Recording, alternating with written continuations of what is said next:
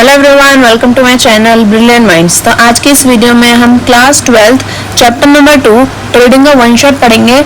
तो ये चैप्टर थोड़ा सा लेंदी है और इसे जल्दी से हम कवर करेंगे। जितने भी इंपॉर्टेंट टॉपिक्स हैं वो सारे इस वीडियो में अच्छे से पढ़ेंगे। तो इस चैप्टर में हमें पढ़ना है क्या, तो उसका फर्स्ट टॉपिक है हमारा trading, it's network, it's hierarchy and its advantages. यानी कि जो ट्रेडिंग है वो ट्रेडिंग है क्या, उसकी नेटवर्किंग कैसी है, हायरार्की यानी कि जो लेवल्स होते हैं वो किस तरह से डिस्ट्रीब्यूटेड है और इसकी एडवांटेज क्या है ट्रेडिंग करने की, नीड सिस्टम और मार्केट टाइप्स क्या क्या होती हैं। थर्ड, ऑर्डर मैनेजमेंट, यानी कि हम जो ट्रेडिंग करते हैं उसके ऑर्डर्स को मैनेज किस तरह से करते हैं। फोर्थ है इंटरनेट ब्रोकिंग, यानी कि जो हमारा ब्रोकर्स होता है वो इंटरनेट ब्रोकिंग किस तरह से करता है। फिर उसके बाद दिया वायरलेस एप्लीकेशन प्रोटोकॉल, वैप, यानी कि इंटरनेट का यूज करके ऑनलाइन ट्रेडिंग करना। Stock split, stock consolidation, bonus issue, buyback of shares, ये सारी चीजें और सेबी स्कोर्स। तो इस चैप्टर में हम ये सारी चीजें पढ़ेंगे। तो स्टार्ट करते हैं पहला कि how trading developed over the years, यानी कि ट्रेडिंग किस तरह से डेवलप हुई, किस तरह से आज तक जहाँ पे आज ट्रेडिंग है पहले स्टार्टिंग में इस तरह से तो नहीं थी, तो धीरे धीरे डेवलपमेंट किस तरह से आई। तो अगर हम बात करें पास्ट में जो हमारी ट्रेडिंग वो किस तरह से होती थी, वो होती थी ओपन आउटक्राई सिस्टम से, यानी कि और कह सकते हैं बिडिंग भी लगती थी, यानी कि एक पर्टिकुलर लोकेशन पे हर बार इंफॉर्मेशन सेंड की जाती थी इन्वेस्टर्स को कि एक पर्टिकुलर लोकेशन पे आपको क्या करना है, आना है, उसके बाद वहाँ पे ट्रेडिंग स्टार्ट होगी। पर जैसे जैसे टेक्नोलॉजी बढ़ती गई, जिस तरह से सारी चीजें इन्फ्लुएंस होती गई, तो उसी के बाद एनएससी ने क्या किया, nation wide online system introduce किया। उसके बाद सारी चीजें fully automatic screen based trading system पे आने लगी, यानी कि सारी चीजें क्या हो गई, ऑनलाइन हो गई, इलेक्ट्रॉनिकल वे में हो गई। अब किसी को भी इधर उधर कहीं जाकर ट्रेडिंग करने की जरूरत नहीं पड़ती। अब इजीली अब हमने फोन पर, लैपटॉप पर, कंप्यूटर पर ऑनलाइन आप सारी चीजें क्या कर सकते हैं, एनएससी ने जो फैसिलिटी इंट्रोड्यूस की है उसकी हेल्प से आप यूज कर सकते हो। एडवांटेजेस क्या है हमारे स्क्रीन बेस्ड ट्रेडिंग सिस्टम की, तो वो कुछ यहाँ पे पॉइंट्स लिखे हैं, आप चाहें तो ना पढ़ भी सकते हो। अब यहाँ पे दे रखा है कि जैसे एनएससी का मेन फ्रेम है, फिर उसके बाद यहाँ पे हमें कह सकते हैं कि एनएससी जो हमारा फर्स्ट ऐसा प्लेटफॉर्म था जिसने क्या किया, पहली बार सैटेलाइट कम्युनिकेशन जो ट्रेडिंग था उसमें सैटेलाइट कम्युनिकेशन लाया था। तो एनएससी हमारा ऐसा फर्स्ट था जिसने वर्ल्ड वाइड क्या किया, सैटेलाइट कम्युनिकेशन को स्टार्ट किया जस्ट फॉर ट्रेडिंग। तो ये चीज आपको अच्छे से याद रखनी है। उसी के साथ साथ आगे क्या दिया है, what is NEAT and its feature, NEAT क्या है और उसका फीचर क्या है। तो नीट है हमारा, इसकी फुल फॉर्म क्या होती है, national exchange for automated trading, यानी कि जब आपको क्या कर रहा हो, आपको एनएससी ने क्या किया, पहली बार एक्सचेंज पर सैटेलाइट कम्युनिकेशन लाया, टेक्नोलॉजी का यूज किया ताकि कम्युनिकेशन बहुत फास्ट हो सके, तो इसमें सैटेलाइट कम्युनिकेशन आई। इसी के लिए क्या किया गया कि national exchange for automated trading, यानी कि नीट सिस्टम को लाया गया। उसमें क्या था कि आप ऑनलाइन ट्रेडिंग कर सकते हैं, साथ ही साथ में आप सैटेलाइट कम्युनिकेशन का यूज करोगे कि उसका अप टाइम रिकॉर्ड 99.7% था और उसका रिकॉर्ड जो हम रिस्पॉन्स टाइम कह सकते हैं वो response time less than 1 second था, कि अगर आपने कोई भी चीज बाय करी, सेल करी, कोई भी एक्शन परफॉर्म किया अगर, तो उसका रिस्पॉन्स आपको with in less than 1 second में मिल जाएगा, यानी कि 1 सेकंड से कम में ही आपको रिस्पॉन्स मिल जाएगा। तो नीट सिस्टम क्या था कि जो आप ऑनलाइन ट्रेडिंग कर रहे हो नेशन वाइड, वो हमारा नीट सिस्टम पे आता था। सैटेलाइट कम्युनिकेशन का यूज होता था इसमें, और इसके फीचर्स क्या थे कि ये अप टाइम रिकॉर्ड इसका 99.7% का है, ये with in less than 1 second में आपको रिस्पॉन्स करता है। तो ये इसके कुछ फीचर्स थे। आगे दिया what are the types of market, market किस टाइप की होते हैं। तो पहला दिया नॉर्मल मार्केट, उसके बाद है ऑड लॉट मार्केट और फिर है ऑप्शन मार्केट। तो नॉर्मल मार्केट क्या होती है, नॉर्मल मार्केट हमारी कौन सी मार्केट होती है जिसमें एक रेगुलर लॉट साइज होता है, सारे ट्रेडर्स नॉर्मली मार्केट में आते हैं, अपने शेयर्स को बाय सेल करते हैं और फिर उन्हें डिमेटलाइज करा करके ट्रेड कर देते हैं। डिमेटलाइज यानी कि इलेक्ट्रॉनिक फॉर्म में, अब सारी चीजें इलेक्ट्रॉनिकली होती है तो इसलिए डिमेटलाइज कराता है अपनी सिक्योरिटीज को, पर अगर ना भी चाहे तो आप फिजिकल फॉर्म में भी रख सकते हैं। फिर फिजिकल फॉर्म में अब तो ना के बराबर ही सिक्योरिटीज ट्रेड होती है, तो इसलिए डिमेटलाइज करा लेते हैं अपनी सिक्योरिटीज को। तो हम क्या करते हैं, अपनी सिक्योरिटीज को डिमेटलाइज करा करके ट्रेड करते हैं। और नॉर्मल मार्केट यानी कि जो नॉर्मल जिस तरह से हम ट्रेड करना चाहते हैं वैसे।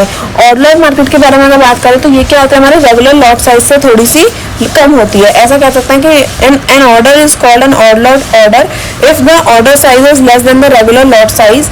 These orders do not have a special term attributes attached to them. In an odd lot market, both the price and quality of both the orders should exactly match for the trade and take place.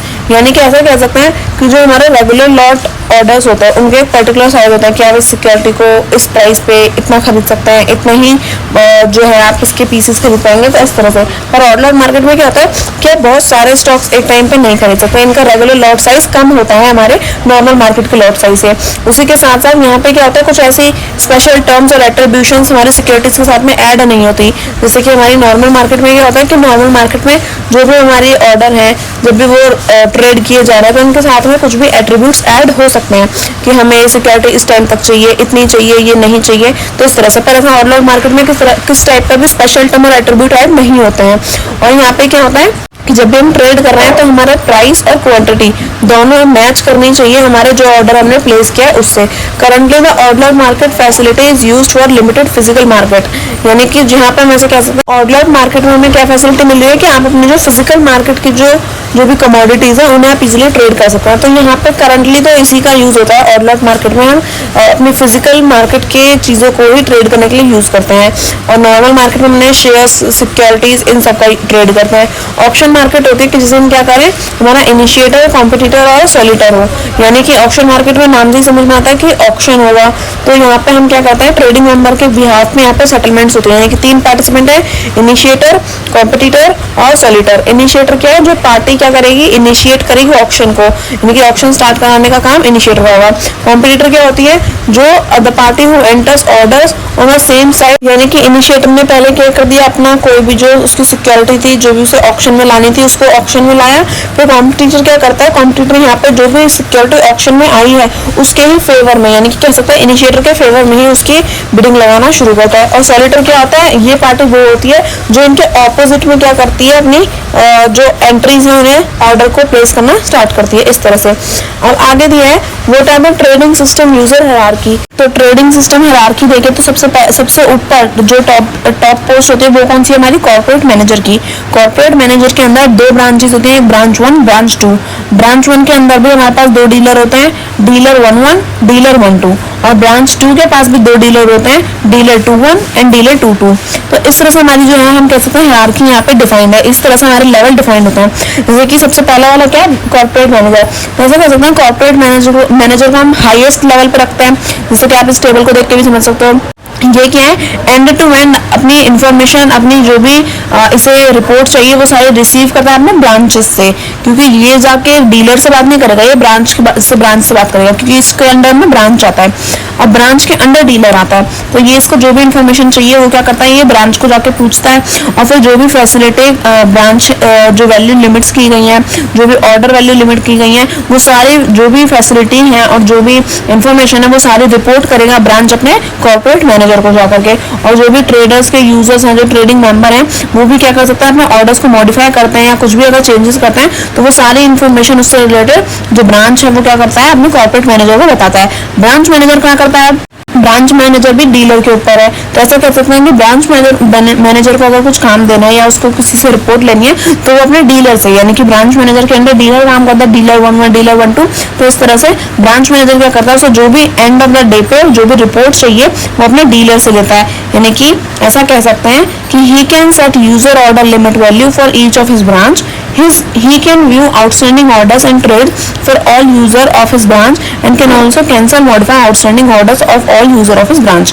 यानी कि अगर इसे क्या करना है, अपने branches को divide करना है कि आप इतना काम करेंगे, आप इतना काम करेंगे, तो इस तरह से क्या कर सकता है कि ऑर्डर वैल्यू लिमिट यहाँ पे अपनी ब्रांचेस को दे सकता है। और उसी के साथ साथ अगर ये क्या करना चाहे, किसी भी अपनी ब्रांच के किसी भी मेंबर के लिए ये क्या करना चाहे, कोई भी ऑर्डर को मॉडिफाई, किसी भी ऑर्डर को कैंसिल करना चाहे तो कर सकता है। तो ब्रांच मैनेजर डीलर के लिए चीजें मॉडिफाई कर सकता है और कॉर्पोरेट मैनेजर ब्रांच मैनेजर के लिए चीजें मैनेज कर सकता है। तो इस तरह से। और डीलर की बात करें तो डीलर हमारा लोएस्ट लेवल पे होता है, यानी कि हायरार्की में सबसे नीचे डीलर है। तो यानी कि हम ऐसे कह सकते हैं डीलर को अगर कोई भी रिपोर्ट चाहिए तो वो खुद ही इकट्ठा करेगा, उसके नीचे कोई भी काम नहीं करता, तो उसे अपनी सारी इन्फॉर्मेशन खुद ही एक्सेस करनी होती है और फिर वो अपनी सारी इन्फॉर्मेशन ब्रांच को और ब्रांच सारी इन्फॉर्मेशन कॉर्पोरेट मैनेजर को ट्रांसफर करता है।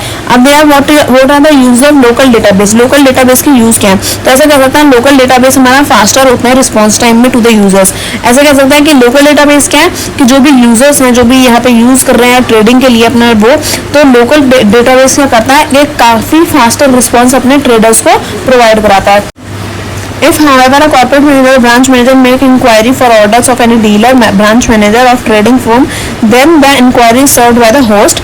ठीक है, ऐसा कह सकते हैं कि जो हमारा डेटा मैनेजर है, सॉरी लोकल डेटाबेस है, वो करता है सारा डेटा स्टोर करके रखता है अपने पास में, अपने सिस्टम में, और जब भी इंक्वायरी की जरूरत होती है तो वो सारी इन्फॉर्मेशन जो भी रिलेटेड है उस सिक्योरिटी से वो हमें दे देता है।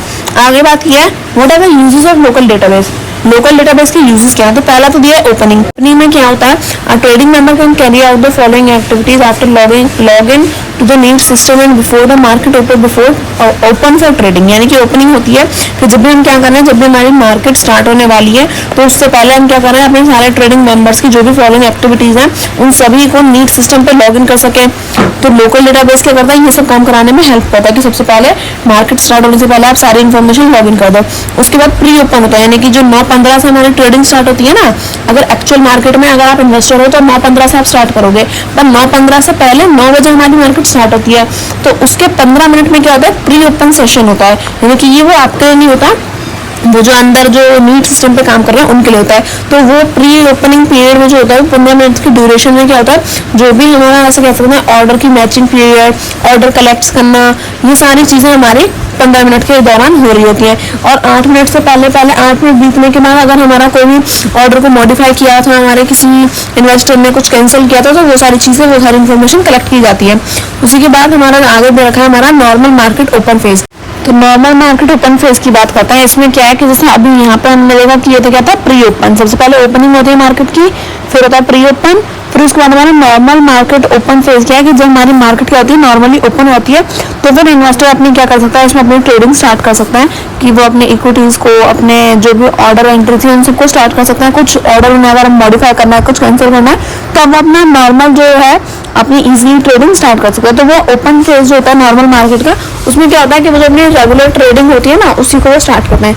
मार्केट क्लोज क्या होता है कि जब हमारी मार्केट बंद हो जाती है, तो जो हमारा क्या होता है मार्केट क्लोज टाइम पीरियड है, वो यहाँ पे क्या है कि मार्केट क्लोज होता है तो क्या होता है कि जो भी हमारी सिक्योरिटी, जो भी तब हम ट्रेड कर रहे थे, अब क्या होगा, अब हमारी मार्केट बंद हो रही है, तो जो भी हम ऑफिशियली जो हमारे ट्रेडिंग मेंबर्स हैं, अब वो क्या कर सकते हैं, अपना ऑर्डर प्लेस नहीं कर सकते, तो हमारा मार्केट क्लोज होता है। पोस्ट क्लोज मार्केट क्या होता है कि पोस्ट क्लोज यानी कि मार्केट क्लोज हो गई, उसके बाद में क्या चल रहा होता है, तो उसके बाद हमारा काम नहीं होता। उसके बाद जो मार्केट के जो पार्टिसिपेंट है, जो ऑलरेडी सभी में, और कह सकते हैं कि जो मार्केट का ही काम करते हैं नॉर्मल मार्केट में, नीट वीट में, तो वो लोग क्या करते हैं, वो लोग यहाँ पे अपना काम करते हैं। यानी कैसे कह सकते हैं, ये क्लोजिंग टाइम पीरियड उन लोगों के लिए होता है कि वो क्या करते हैं, जो भी special terms, stop loss, disclose quantity, index order जो अलाउ नहीं है, फिर वो उनकी मार्केट वैल्यूज यहाँ पे देखते रहते हैं। वो क्या करता है, जो भी नॉर्मल मार्केट के टाइम पीरियड पर जो भी पार्टिसिपेंट ने अपना काम किया, उसी को वो क्या करते हैं, अलाउ करते हैं। और फिर पार्टिसिपेंट क्या करते हैं, वो अपना 3:40 से 4 बजे तक के बीच में जो भी उनका अपना काम होता है मार्केट से रिलेटेड, वो उसे परफॉर्म करते हैं। आगे लास्ट पॉइंट हमें दिया है सरकॉन। सरकॉन क्या हमारा सर्विलियंस एंड कंट्रोल, यानी कि इसमें क्या होता है, ये वैसा टाइम पीरियड है कि इसमें क्या होगा, market close during which the user has inquiry access only and the after the end of surcon period the system processes the data for making the system available for the next trading day. ऐसा कह सकते हैं सरकॉन में क्या होता है कि अब जो भी हमारी आज के दिन में ट्रेडिंग हो गई, वो सब काम कंप्लीट हो गया, उसके बाद अगले दिन के लिए हमारे डाटा को, हमारे सिस्टम को क्या करता है, प्रोसेस करता है सरकॉन, कि नेक्स्ट डे की ट्रेडिंग के लिए क्या कर सके, वो खुद को अवेलेबल करा सके। तो ये हमारा नीड सिस्टम के लिए होता है। अब आगे हमें नेक्स्ट दिया, what is the process of logging on, यानी कि जब भी हम नीड सिस्टम पे यहाँ पे अप्लाई कर रहे हैं, हम ऑनलाइन ट्रेडिंग करना चाहते हैं, है ना, सैटेलाइट कम्युनिकेशन का फायदा उठाना चाहते हैं, तो लॉगिन तो करना पड़ेगा। तो लॉगिन करने का प्रोसेस क्या होता है, तो सबसे पहले यहाँ पे फोटो दे रखी है, उसे देख के समझ सकते हैं कि सबसे पहले आपको अपनी यूजर आईडी बनानी होती है जो आपको मिली होती है। उसके बाद ट्रेडिंग मेंबर की जो आईडी है वो आपको वहाँ पे लिखनी पड़ेगी, और आपका जो पासवर्ड होता है वो आपको वहाँ पे करवाना होता है। तीनों चीजें जब वैलिड हो जाती है, user ID, trading member ID और कॉरेस्पॉन्डिंग उसका पासवर्ड, तो इन सभी को जब आप सही सही डाल देते हो तो आपका नीड सिस्टम क्या होता है, ओपन हो जाता है। यूजर आईडी क्या है कि हर ट्रेडिंग मेंबर के पास में क्या होती है, more than one user ID होती है, यानी कि the number of user allow for each trading member is notified by the exchange from time to time. Each user of trading member must be registered with exchange and assign a unique user ID. यानी कि जो भी हमारे users हैं जो trading कर रहे हैं, तो वो जो ट्रेडिंग मेंबर है वो सब क्या होता है, हमारे एक्सचेंज के पास रजिस्टर्ड होते हैं, तो उन सभी को एक्सचेंज क्या करता है, यूनिक यूजर आईडी प्रोवाइड कराता है। तो वही यूजर आईडी आपको यहाँ पे डालनी है। ट्रेडिंग मेंबर आईडी क्या कि एक्सचेंज को आपने क्या कराया, खुद को रजिस्टर करवाया, आपने बताया कि हाँ मेरा ये यूजर है, मैं इसके साथ ट्रेड करना चाहता हूँ, तो उसी के साथ साथ ट्रेडिंग मेंबर को भी उसकी आईडी दी जाती है कि जब आप ट्रेड करोगे तो आपके लिए भी आपकी एक यूनिक आईडी होगी, तो वो उसकी ट्रेडिंग आईडी डालनी है उसे। और एक पासवर्ड, तो ऑब्वियसली बात है कि जब भी हम कुछ लॉगिन करते हैं तो उसके साथ हमें एक पासवर्ड भी होता है, जो डिफॉल्ट पासवर्ड। अगर आपने खुद से कोई पासवर्ड नहीं बनाया तो आपको एक डिफॉल्ट पासवर्ड एंटर करना पड़ेगा, NEAT@CM1। तो ये हमें एक्सचेंज ये पासवर्ड प्रोवाइड कराता है। तो उसके बाद यहाँ पे हमारा लॉगिन हो जाता है। उसके बाद देखेंगे हमारा यूजर आईडी फीचर्स क्या दिए गए हैं यूजर आईडी एंड पासवर्ड के।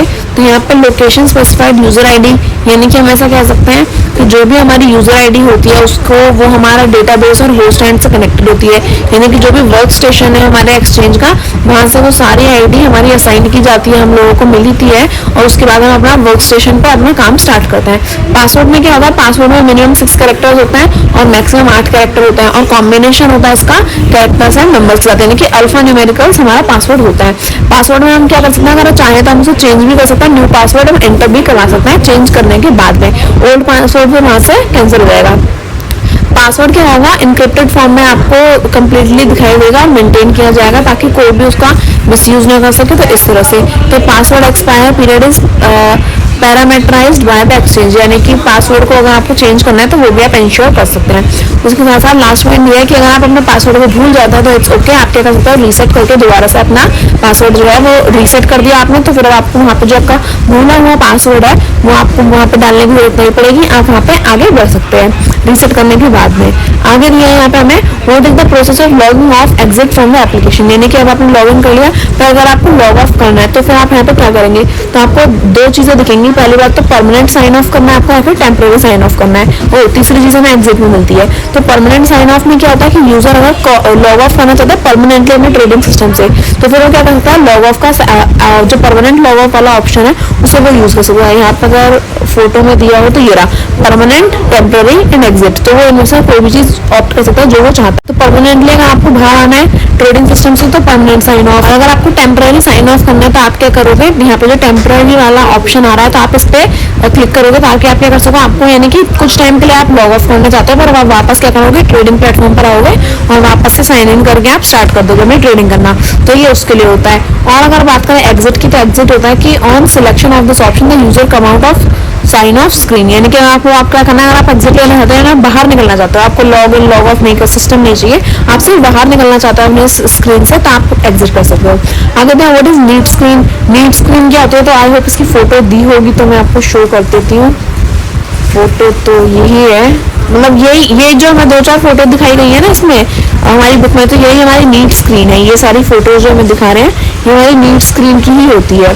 तो अगर बात करें हमारी नीट स्क्रीन की तो किस तरह से काम करता है, पहला दिया हमें टाइटल बार, ये क्या करता है, हमारा नीट सिस्टम जो है उसको शो करता है, उसका टाइटल दिखाता है कि मेंबर का नाम, user ID, user type, data, current time, date and current time, तो ये सब हमारे टाइटल बार में शो होता है। टिकर विंडो क्या होता है, टिकर विंडो यहाँ पे इन्फॉर्मेशन सारी शो करती है, ट्रेड से रिलेटेड, सिस्टम से रिलेटेड कि कौन सी ट्रेड ली जा रही है। एक्सट्रीम एंड पर हमारे सारे के सारे जो ऑनलाइन इंडेक्स की विंडो है वो सारी शो होती है। इसके इंडेक्स में हमारा Nifty 100, liquid 15, Nifty service sector आ गया, निफ्टी मिड कैप 50 आ गया, तो इस तरह के हमारे निफ्टी 50, PR 1X इनवर्स आ गया। तो ये सारे हमारे जो राइट हैंड साइड पर हमारे इंडेक्स हैं वो हमें शो होते हैं हमारे टिकर विंडो पे, यानी कि सारी इन्फॉर्मेशन हमारी ट्रेड से रिलेटेड वो सारी हमें शो हो रही होती है। तो ये सारे जितने भी नाम लिखे हुए हैं सारे हमारे इंडेक्स के नाम है जो हमें शो होते हैं। उसी के साथ साथ यहाँ पे हमारी विंडो क्या करते हैं, सिक्योरिटी कैपिटल मार्केट सेगमेंट को भी डिस्प्ले करती है कि किस तरह से हमारी फैसिलिटीज जो है वो सिलेक्शन फैसिलिटीज कंफाइंड वाला security capital market segment first ticker window by default display all derivative contract, यानी कि जब हम टिकर विंडो को ऑन करते हैं, ओपन करते हैं, तो हमें डिफॉल्ट के थ्रू क्या दिखता है, हमें जितने भी हमारे डेरिवेटिव कॉन्ट्रैक्ट्स हैं, फ्यूचर ऑप्शन सेगमेंट्स हैं, तो वो सारे भी हमें डिस्प्ले होते हैं। बात करें टूल बार की, तो टूल बार में हमारे जितने भी फंक्शनल बटन्स हैं वो सारे हमें दिखेंगे, जैसे कि माउस से जिनको हम इजीली एक्सेस कर सकें, जैसे कि हमें किसी ऑर्डर को बाय करना है, सेल करना है, इसकी एंट्री करवानी है, मार्केट बाय प्राइस पर, या फिर प्रीवियस ट्रेड को देखना है, आउटस्टैंडिंग ट्रेड्स देखनी है, तो ये सारे जितने भी फंक्शन हमें परफॉर्म करने हैं ना, तो वो सारे टूल बार में फंक्शन बटन्स होते हैं कि आप उस पर क्लिक करो तो आपको हम बाय करना है तो बाय करके देंगे, सेल करना है तो सेल करके देंगे। तो इस तरह से सारे बटन्स हमारे पास यहाँ पे अवेलेबल होता है। मार्केट वॉच विंडो क्या होता है, मार्केट वॉच विंडो होता है कि एक ऐसा मेन एरिया है जिसमें हम फोकस करता है कि ट्रेडिंग मेंबर जो है वो किस तरह से अपनी ट्रेडिंग परफॉर्म कर रहा है, वो स्क्रीन को अलाउ करता है कि कॉन्टिन्यूअस मॉनिटरिंग करता रहे, और जितने भी हम कह सकते हैं कि जो भी इन्फॉर्मेशन है उस पर्टिकुलर सिक्योरिटी से रिलेटेड, सिलेक्टेड सिक्योरिटी से रिलेटेड, तो हम इजीली अपने जो हमारा ट्रेडिंग मेंबर है उसको हम शो कर सकें। इंक्वायरी विंडो क्या है, इंक्वायरी विंडो यहाँ पे सारे इन्फॉर्मेशन क्या करता है, market order user to view market information, यानी कि इंक्वायरी विंडो, जो भी यूजर आप क्या करना चाहता है, इन्वेस्ट करना चाहता है, तो उसको उसके बारे में इन्फॉर्मेशन तो देखनी पड़ेगी ना,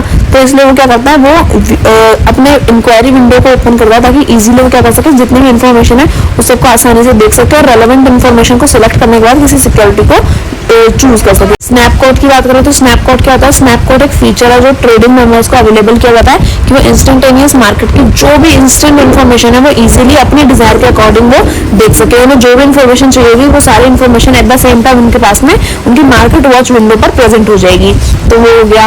ऑर्डर ट्रेड विंडो क्या होता है, ये इनेबल कर दिया अपने यूजर्स को कि वो क्या कर सके, अपने ऑर्डर को एंटर, मॉडिफाई, कैंसिल कर सके ताकि हम ट्रेड को आगे फॉरवर्ड कर सके। कैंसिल किया या मॉडिफाई किया या हमने ट्रेड को आगे एंटर कर दिया, तो वो सब। और मैसेज विंडो होती है कि ये क्या करते हैं, यूजर को जितने भी मैसेज आ रहे हैं ब्रॉडकास्ट को लेकर के, कोई सिक्योरिटी नहीं आई है उसको लेकर के, कि कॉर्पोरेट ने क्या एक्शन लिया, मार्केट की न्यूज या फिर कोई गवर्नमेंट पॉलिसीज कुछ भी चेंज होता है, तो वो सारी चीजें यहाँ पे इन्फॉर्मेशन, वो सारे मैसेजेस यहाँ पे हमें शो होते हैं। आगे बात करिए how to invoke an inquiry screen. तो यहाँ पे क्या दिया है कि पहला दिया है कि what is market watch. Market watch होता क्या, तो ऐसा कह सकते हैं एक थर्ड विंडो है जिसमें क्या होता है, हमारी एक टॉप स्क्रीन पे हमारे पास अवेलेबल होता है कि हमारा यूजर क्या कर सके, विजिबल टू द यूजर, यानी कि हमारे यूजर के लिए विजिबल होती है हमारी मार्केट वॉच स्क्रीन। हमारे यूजर के लिए मार्केट वॉच स्क्रीन विजिबल होती है कि वो क्या कर सके, अपने पर्पस के अकॉर्डिंग उसे जो भी डिटेल्स चाहिए अपनी पर्टिकुलर सिक्योरिटी से रिलेटेड, कि उस यूजर को उसमें इन्वेस्ट करना है, उससे रिलेटेड जो भी इन्फॉर्मेशन चाहिए होगी, तो मार्केट वॉच स्क्रीन से क्या कर सकता है, वो सारी इन्फॉर्मेशन ले सकता है। डायनेमिकली जो भी अपडेट आई जा रही है, जैसे कि उस सिक्योरिटी से रिलेटेड जो भी अपडेट्स हैं वो सारी हमारी स्क्रीन पर शो होती हैं।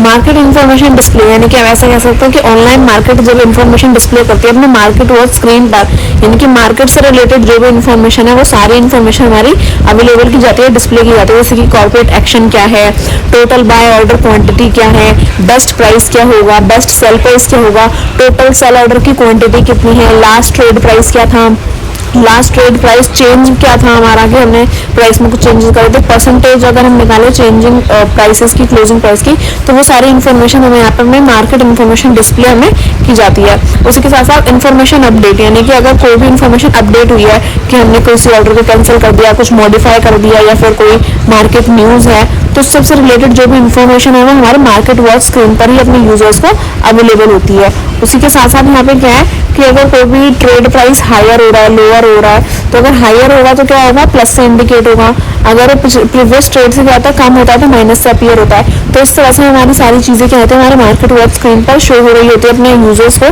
ताकि वो समझ सके और फिर क्या कर सके, इन्वेस्ट कर सके।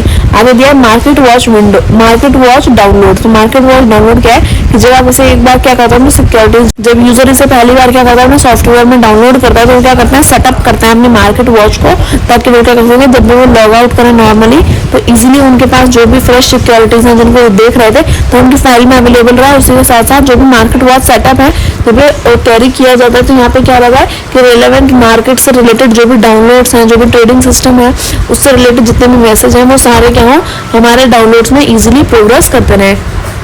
आगे दिया setting up security. Setting up security हमारा बेस्ट फीचर होता है सॉफ्टवेयर में, जो क्या करता है, अपने यूजर को यहाँ पे फैसिलिटी सेटअप करके देता है कि अप टू 500 सिक्योरिटीज वो क्या कर सकते हैं, अपनी मार्केट वॉच स्क्रीन में देख सकते हैं। और वो एक टाइम पर कितनी सिक्योरिटीज को देख सकते हैं, 30 सिक्योरिटी को एक ही पेज में देख सकते हैं। उन्हें 500 सिक्योरिटीज का टाइम मिलता है, तो वो 30 सिक्योरिटीज को एक पेज में देखते हैं, तो वो नेक्स्ट पेज में भी आगे बढ़ाकर और सिक्योरिटीज देख सकते हैं। इजी नेविगेशन क्या है, इजी नेविगेशन है कि आप इजीली क्या कर सको, समझ सको ये करंट पोजीशन मार्केट की किस तरह से चल रही है और आपको कहाँ पे ऑर्डर को एंट्री करनी है, कहाँ पे आप इजीली फटाफट से एंट्री करवा करके अपना काम करा सकते हैं। कॉर्पोरेट एक्शन इंडिकेशंस होते हैं यहाँ पे, अब यहाँ पे पूरा लिखा नहीं आएगा, कम बोनस, कम डिविडेंड, कम एक्स राइट, ये सब आपको लिखा नहीं आता। इसमें है कि हमारा जो भी कॉर्पोरेट एक्शन लेता है तो वो हम किस तरह से सिक्योरिटी पे जब मार्केट वॉच स्क्रीन पे शो करते हैं तो कुछ इंडिकेशंस होते हैं, उसके इंडिकेटर्स हैं, जैसे कि XD लिखा आएगा तो आप समझोगे एक्स डिविडेंड, XB लिखा आएगा तो एक्स बोनस। तो इस तरह से हमारी स्क्रीन पर लिख कर आता है ताकि हम यूजर्स को समझा सके कि क्या कॉर्पोरेट एक्शन लिया गया है। तो ये सारे उनके कुछ सिंबल्स हैं जो आप समझ सकते हैं देख करके कि किस तरह से किसको रिप्रेजेंट किया जाता है। आगे दिया what is security descriptor. Security descriptor होता क्या है, तो इन्फॉर्मेशन जैसे कि हमारे सिक्योरिटी का नाम, बुक क्लोजर, कब स्टार्ट स्टार्ट हुई थी, कब एंड डेट है, क्या एक्स डेट है, नो डिलीवरी पीरियड कब स्टार्ट हुआ, कब खत्म हुआ। तो ये सारी जो भी इन्फॉर्मेशन है जितनी भी यहाँ पे लिखी हुई है, तो ये सारी हमारी सिक्योरिटी डिस्क्रिप्टर पर ही डिस्प्ले होती है। तो ये सारी इन्फॉर्मेशन की कब हमारी सिक्योरिटी स्टार्ट हुई, कब हमारी बंद हुई, कब हमारी फेस वैल्यू क्या थी हमारी सिक्योरिटी की, तो ये सारी इन्फॉर्मेशन जो हमारे डेली प्राइस रेंज है, इस सब की इन्फॉर्मेशन हमारी क्या होती है, सिक्योरिटी डिस्क्रिप्टर पर ही हमें हमारे यूजर्स को डिस्प्ले होती रहती है। हम आगे गए what is market by price. Market by price MBP क्या होता है, तो ये यूजर के लिए क्या होता है, काफी ज्यादा आउटस्टैंडिंग ऑर्डर के लिए जब वो मार्केट में क्या करते हैं, ट्रेड कर रहे होते हैं, तो वो सारे बेस्ट प्राइसेस जो भी डिस्प्ले किए जाते हैं वो मार्केट बाय प्राइस के लिए किए जाते हैं। लेकिन मार्केट वॉच स्क्रीन पर यूजर क्या करता है, अलग अलग प्राइसेस वहाँ पे चेक करता रहता है, तो वो सारे ऑर्डर के जो भी बेस्ट प्राइसेस हैं वो हमें दिखाए जाते हैं। उसी के साथ साथ अगर आगे बात करें कि यहाँ पे कुछ स्पेशल फीचर्स दे रखे हैं MBP के, तो पहला क्या दिया है कि जो regular lot special terms order available can be viewed, यानी कि MBP पर हम क्या कर सकते हैं, जो भी हमारे रेगुलर लॉट साइज है उसी के साथ साथ जो भी हमारी स्पेशल टर्म्स हमारे ऑर्डर से कनेक्टेड, तो वो सारी चीजें हम MBP पर चेक कर सकते हैं। परसेंटेज चेंज क्या हमारे लास्ट ट्रेडिंग प्राइस में, क्लोजिंग डेट, ओपनिंग प्राइस, ये सब हमारी क्या होती है, MBP पर शो होती है। उसी के साथ साथ no untriggered stop loss order will be display on the MBP screen. No untriggered stop loss order will be display on the MBP screen, यानी कि जिस भी स्टॉप लॉस ऑर्डर को अभी तक हमने ट्रिगर ही नहीं किया, किसी भी यूजर ने यूज ही नहीं किया, हमारा MBP स्क्रीन पर भी ऑर्डर डिस्प्ले होता है। आगे दिया only order details for the best 5 price information are display, यानी कि जो भी हमारे बेस्ट 5 प्राइस के ऑर्डर्स होते हैं, जैसे कि हमें यहाँ पे क्या क्या जो भी हमारे अलग अलग प्राइसेस होते हैं, तो उसमें से बेस्ट 5 जो होता है वो हमारे क्या होता है, यहाँ पे स्क्रीन पे इन्फॉर्मेशन के साथ साथ डिस्प्ले हो रहे होते हैं। आगे दिया what our previous trade. Previous trade क्या होती है, यानी कि जब हमारी विंडो क्या करे, हमें एक और फैसिलिटी प्रोवाइड करे कि जो हम ट्रेड कर रहे हैं वो तो ठीक है, पर उससे पहले जो ट्रेड हो चुकी है, जो प्रीवियस ट्रेड थी, वो भी ऑन पर्पस हमें दिखाई जा रही है कि सिक्योरिटी वाइज इन्फॉर्मेशन क्या थी उसकी, और वो जो हमारी पहली ट्रेड की गई है उसका सिंबल, सीरी, मार्केट टाइप, ऑप्शन नंबर, वो सारी इन्फॉर्मेशन हमारी प्रीवियस ट्रेड के बारे में भी, कि कब बाय करी, कब सेल करी, किस टाइम पर करी, तो वो सारी इन्फॉर्मेशन जो हमें शो होती है हमारे प्रीवियस ट्रेड के बारे में, तो वो भी हमारे मार्केट वॉच स्क्रीन पर अवेलेबल होती है, ताकि क्या कर सके जो इन्वेस्टर्स हैं जो उन्होंने पहले ट्रेड करी थी उसी के अकॉर्डिंग वो क्या कर सके, सोच समझ कर अपनी नेक्स्ट ट्रेड को भी फाइनल कर सके। उसी के बाद हमें दिया है कि जो भी हमारी स्क्रीन होती है उसमें हमारी प्रीवियस ट्रेड की जो भी इन्फॉर्मेशन है, जैसे कि उसकी डिटेल लाइन, उसकी समरी, उसके लास्ट ट्रेड प्राइस क्या थी, क्वांटिटी क्या थी, तो वो सारी इन्फॉर्मेशन में ये जितनी भी इन्फॉर्मेशन यहाँ पे लिख रखी है कि total sale quantity, by quantity, तो वो सारी इन्फॉर्मेशन हमारी स्क्रीन पर अवेलेबल होती है। उसके बाद दिया what are the special features of previous trade. जो हमारे प्रीवियस ट्रेड हम परफॉर्म करते हैं तो उनके स्पेशल फीचर क्या दिए हैं कि पहला जो हमारा ट्रेड कैंसिलेशन है can be requested from the previous trade screen, this facility is available for only for members own trades, the corporate manager can request for trade cancellation for any branch और any dealer.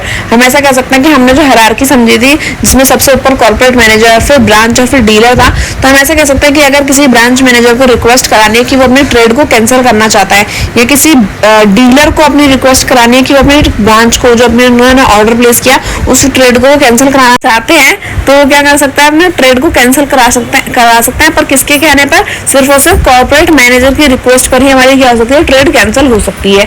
आगे दिया था user can request the exchange to modify only the client code field, currently trade modification facility is not available on trading system, यानी कि अगर कोई user चाहे तो वो क्या कर सकता है, अपने क्लाइंट कोड जो उसकी आईडी है उसको भी वो चेंज करा सकता है, मॉडिफाई करा सकता है, पर करंटली अभी वो फैसिलिटी क्या है, ट्रेडिंग सिस्टम पर इनेबल नहीं है, यानी कि अभी तो ऐसा नहीं हो सकता।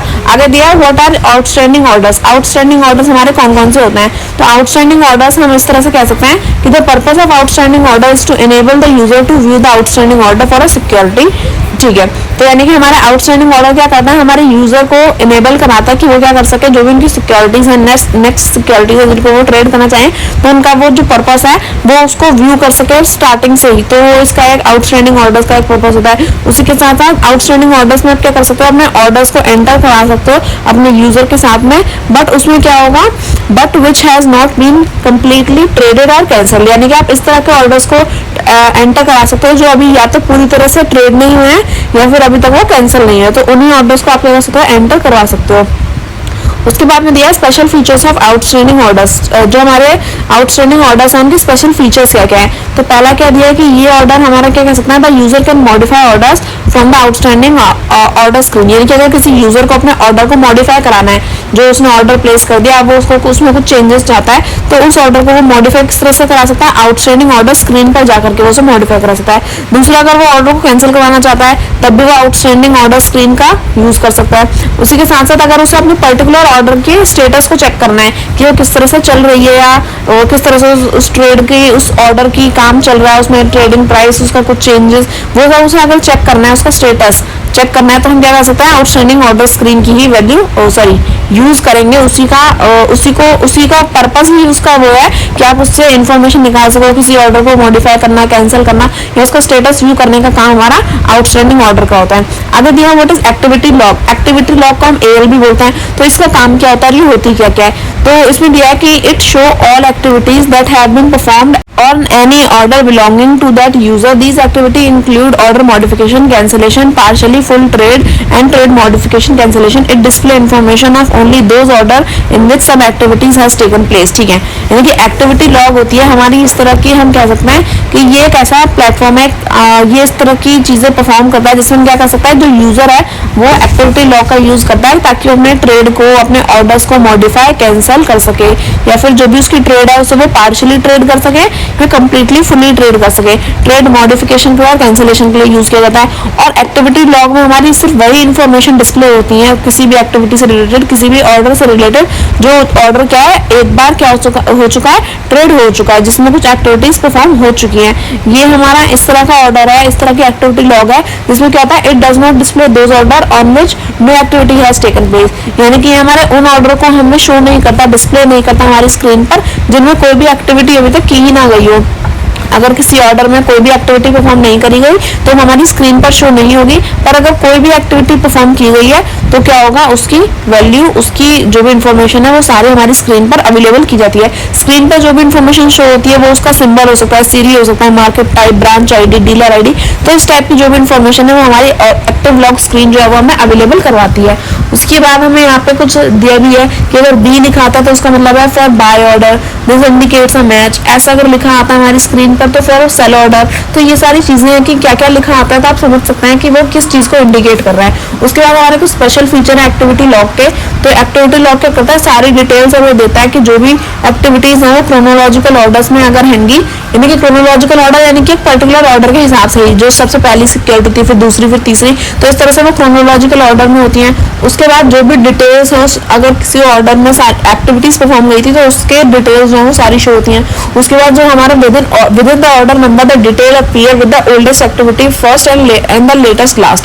यानी कि ऐसा कह सकते हैं, जैसे मैंने आपको बताया क्रोनोलॉजिकल ऑर्डर में चलता है कि जो हमारी ओल्डेस्ट एक्टिविटी परफॉर्म की गई थी, यानी कि जो पहली एक्टिविटी थी, और जो हमारी लेटेस्ट यानी कि सबसे लास्ट एक्टिविटी जो परफॉर्म करी गई है, तो वो सारी हमारी ऑर्डर नंबर के अकॉर्डिंग डिस्प्ले होती हैं। उसके साथ साथ जो भी ऑर्डर एंट्री की जाती है, एंटर होते हैं हमारी request by the requesting trading member. यानी कि एक्टिविटी में क्या क्या कंसिस्ट होता है, जो भी ऑर्डर्स की एंट्री हुई थी तो उससे रिलेटेड जो भी रिक्वेस्ट डाली थी ट्रेडिंग मेंबर ने, तो वो भी डिस्प्ले होती है। और last, this inquiry option is not available to the user in inquiry mode. कि हमने क्या देखा, ये सिर्फ और सिर्फ एक्टिविटी लॉग में ही क्या होता है, डिस्प्ले होती है। अगर आप इंक्वायरी ऑप्शन का यूज करोगे तो आपको ये इन्फॉर्मेशन जो मोड है आपको ओपन होकर नहीं मिलेगा, आप सिर्फ और सिर्फ इसे एक्टिविटी लॉग से ही चेक कर सकते हैं। आगे दिया what is order status. OS क्या होता है, तो OS होता है हमारा ऑर्डर स्टेटस। और ये बताता क्या है कि ये बताता है कि जो भी हमारे डीलर ने कोई भी एक पर्टिकुलर ऑर्डर को ओन करा हुआ है तो उसका स्टेटस चेक करने का काम करता है कि उसकी करंट स्टेटस क्या है। वो हमारे ऑर्डर से रिलेटेड जो भी डिटेल्स है वो सारी हमारी स्क्रीन पर शो होती रहती हैं। तो OS में हम कह सकते हैं, OS में जो भी हमारी इंफॉर्मेशन है डीलर से रिलेटेड, जो भी ऑर्डर उसने प्लेस किया था वो उस ऑर्डर की करंट पोजीशन को लेकर के सारी इन्फॉर्मेशन होती है। तो उसी के साथ साथ हमारा जो OS है वो क्या हमारे 3 पार्ट में डिवाइडेड है। जैसे कि पहला पार्ट क्या कवर करेगा, जो भी हमारे ऑर्डर से रिलेटेड जो भी इन्फॉर्मेशन होगी वो सारी वो हमारे फर्स्ट पार्ट में कवर होती है। सेकंड पार्ट में हमारी ट्रेड से रिलेटेड की ट्रेड हो गई उस ऑर्डर की या नहीं हुई, पार्शली हुई, फुल्ली हुई, तो ट्रेड से रिलेटेड जितनी भी इन्फॉर्मेशन होती है वो सेकंड पार्ट में कवर होती है। और साथ ही साथ उसके बाद में हमारा थर्ड पार्ट है वो हमें क्या करता है, समरी डिटेल देता है। यानी कि सब कुछ कंक्लूड करके देता है कि जो हमारा ऑर्डर था उससे रिलेटेड इन्फॉर्मेशन, ट्रेड किस तरह से हुई, तो पूरा का पूरा रिजल्ट को समराइज करके हमारा थर्ड पार्ट हमें देता है। अब यहाँ पे स्पेशल फीचर्स क्या, ऑर्डर स्टेटस के ओएस के स्पेशल फीचर है कि पहला वो क्या करेगा, यूजर से रिलेटेड जो भी करंट स्टेटस है उसके ऑर्डर का वो हमें मॉडिफाई करके देगा कि उस ऑर्डर को कैंसिल किया या नहीं किया, मॉडिफाई किया या नहीं किया, ऑर्डर से रिलेटेड जो भी ट्रेड्स हैं वो परफॉर्म हुई या नहीं हुई, तो वो सारी इन्फॉर्मेशन देगा। उसी के साथ साथ जितने भी ऑर्डर डिटेल्स हैं सारी की सारी वो सारी ऑर्डर डिटेल्स हमें वो शो करता है।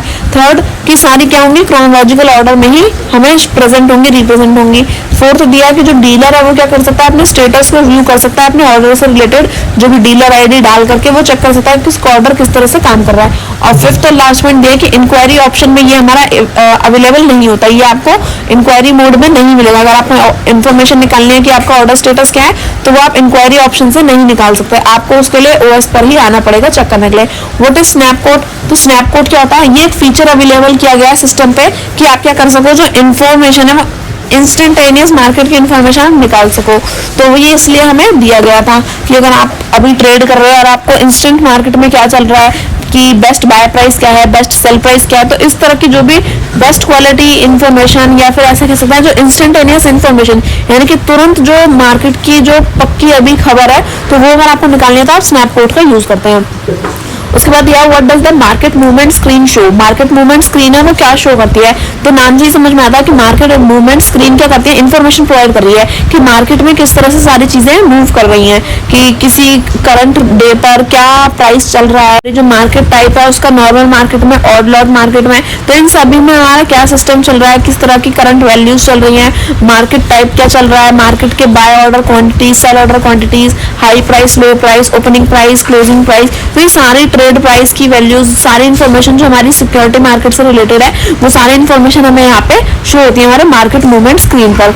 उसके बाद इसका स्पेशल फीचर क्या है, तो पहला दिया है कि मार्केट मूवमेंट स्क्रीन क्या प्रोवाइड करती है, इन्फॉर्मेशन प्रोवाइड करते हुए यूजर को उसकी मार्केट की सिक्योरिटीज की मूवमेंट से रिलेटेड, यानी कि जो उसकी मूवमेंट ऑफ सिक्योरिटीज है उसके रिगार्डिंग जो भी इन्फॉर्मेशन है करंट डे की, आज के प्रेजेंट डे की, तो वो सारी इन्फॉर्मेशन शो होती है। उसी के साथ साथ जो भी इन्फॉर्मेशन है displace from the time the market was open, यानी कि जब से हमारी मार्केट ओपन हुई है उसी टाइम से हमारी जो भी सारी इन्फॉर्मेशन है वो हमें डिस्प्ले होनी स्टार्ट हो जाती है। तो आई होप आपको समझ में आएगा। अब दिया ना what is market inquiry screen की, तो इसका क्या पर्पस क्या होता है मार्केट इंक्वायरी स्क्रीन का, ये हमारे यहाँ इसका पर्पस है, the purpose of the market inquiry is to enable the user to view market statistics for a particular market for a security, यानी कि हम ऐसा कह सकते हैं मार्केट इंक्वायरी स्क्रीन का हम यूज करते हैं ताकि हम क्या कर सकें, मार्केट में जो भी ग्राफ चल रहा है, मार्केट का जो भी स्टैटिकल रिलेशनशिप चल रहा है अभी, या फिर ऐसा कह सकते हैं मार्केट का जो स्टैटिस्टिक्स चल रहा है कि वो किस तरह से कितना ग्रो कर रही है, कितना फॉल कर रही है, किस सिक्योरिटी का कितना प्राइस है, तो इस तरह से अगर हमें उसे स्टैटिस्टिकल ऑर्डर में चेक करना है तो हम क्या करते हैं मार्केट इंक्वायरी स्क्रीन का यूज करते हैं। ये क्या करता है, ओपन प्राइस और प्रीवियस क्लोजिंग प्राइस जो सिक्योरिटी का था वो हमें डिस्प्ले करके देता है। तो यानी कि हम ऐसा कह सकते हैं ओवरऑल ये स्क्रीन पे क्या शो करता है कि मार्केट किस तरह से चल रही है, मार्केट की मूवमेंट क्या है, high price, low price, trading price, trading quality, तो वो सब हमें क्वांटिटी, क्वालिटी, ये सब हमें यहाँ पे शो होता रहता है। तो ये हमारा मार्केट इंक्वायरी होता है। मार्केट इंक्वायरी के कुछ स्पेशल फीचर्स है जिसमें पहला दिया है कि ये क्या है, डायनेमिकली अपडेट नहीं होती। ऐसा नहीं है कि अभी 5 मिनट पहले कुछ और डेटा आ रहा था, 5 मिनट बाद कुछ और इन्फॉर्मेशन हमें शो होगी, तो ऐसा नहीं होता, ये डायनेमिकली अपडेट नहीं होती।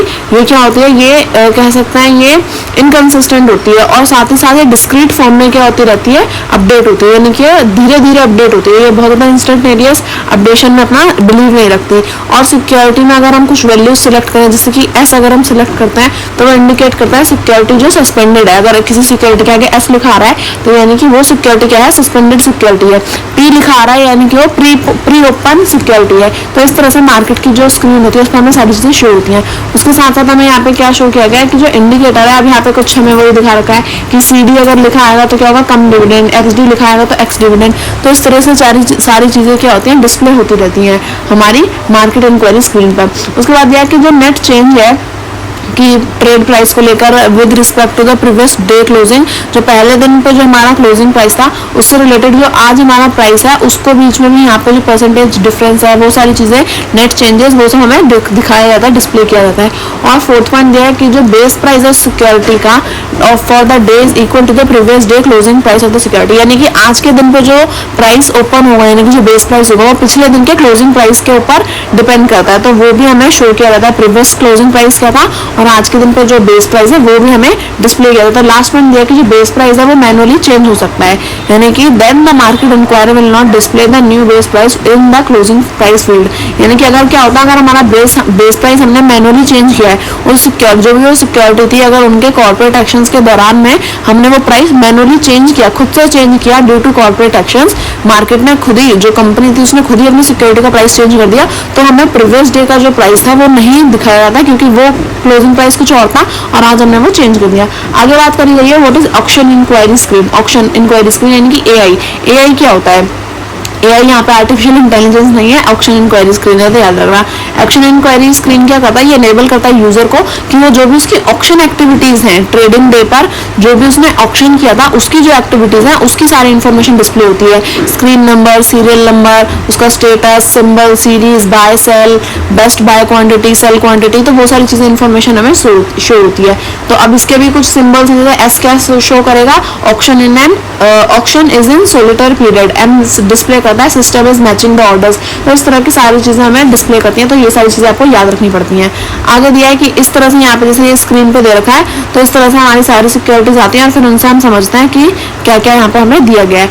आगे बात करी गई है what is security portfolio list. Security portfolio list क्या होती है? सिक्योरिटी पोर्टफोलियो यानी कि पोर्टफोलियो में तो हमारी ओवरऑल जो भी हमारी सिक्योरिटीज है वो अलग अलग सिक्योरिटीज का कॉम्बिनेशन होता है।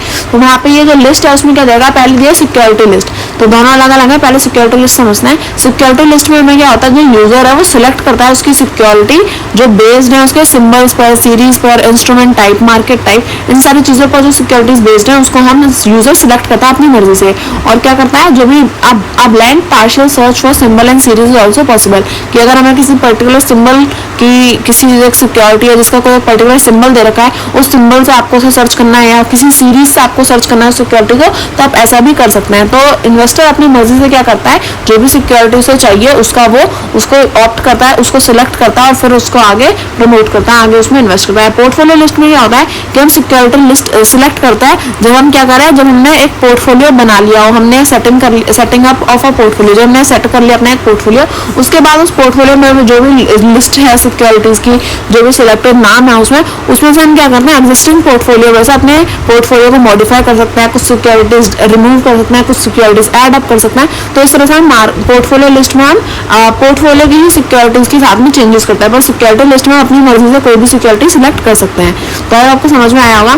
आगे बात करें what is multiple index, broadcast and graph. Multiple index, broadcast और ग्राफ क्या है यहाँ पे, तो ये स्क्रीन डिस्प्ले करती है हमारी एनएससी के जितने भी इंडाइसेस हैं, यानी कि जो हमारे अलग अलग बहुत सारे इंडेक्स है ना, तो उन सबको रिप्रेजेंट करने का काम हम मल्टीपल इंडेक्स ब्रॉडकास्ट। जैसे कि यहाँ पे हम बहुत सारे इंडेक्स के नाम दे रखे हैं, जैसे निफ्टी 50 हमारा क्या होता है, हमारा सबसे अच्छा इंडेक्स अभी तो क्या माना गया एनएससी में, जो सबसे बेस्ट इंडेक्स है वो हमारा निफ्टी 50 उसमें कंसीडर होता है। तो निफ्टी 50, निफ्टी 50, PR1X, तो ये हमारे बहुत सारे इंडेक्स दे रखे हैं जो हमारे क्या होता है मल्टीपल इंडेक्स हैं, जो हमें इंफॉर्मेशन जिसकी हमें एनएससी पर डिस्प्ले होती है।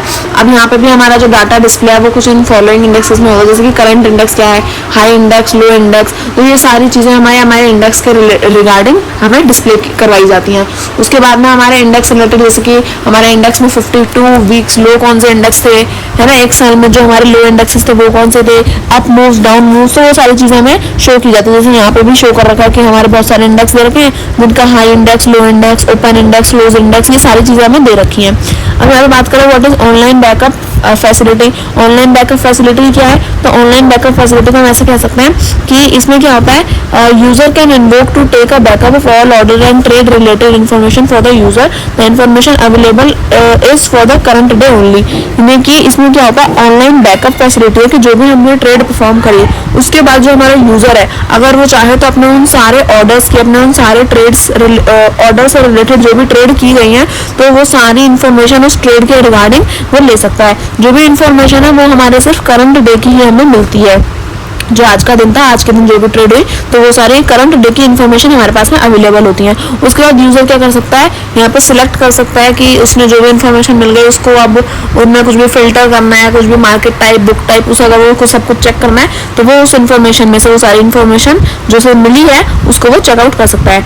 आगे दिया what is basket trading. Basket trading क्या होती है, so the purpose of basket trading is to provide NEAT user with a facility to create offline order entry file for a selected portfolio On inputting the value, the order are created for the selected portfolio of securities according to the ratio and their market capitalization. An icon has been provided in the toolbar which can be selected by the mouse. Basket trading में क्या होता है कि जब भी हमारा investor है जो क्या करना है, ट्रेड कर रहा है, तो वो नीट से क्या कर सकता है, यहाँ पे ये फैसिलिटी प्रोवाइड कराई गई थी कि जो भी हमारी ऑफलाइन ऑर्डर एंट्री है वो हम क्रिएट करवा सकें।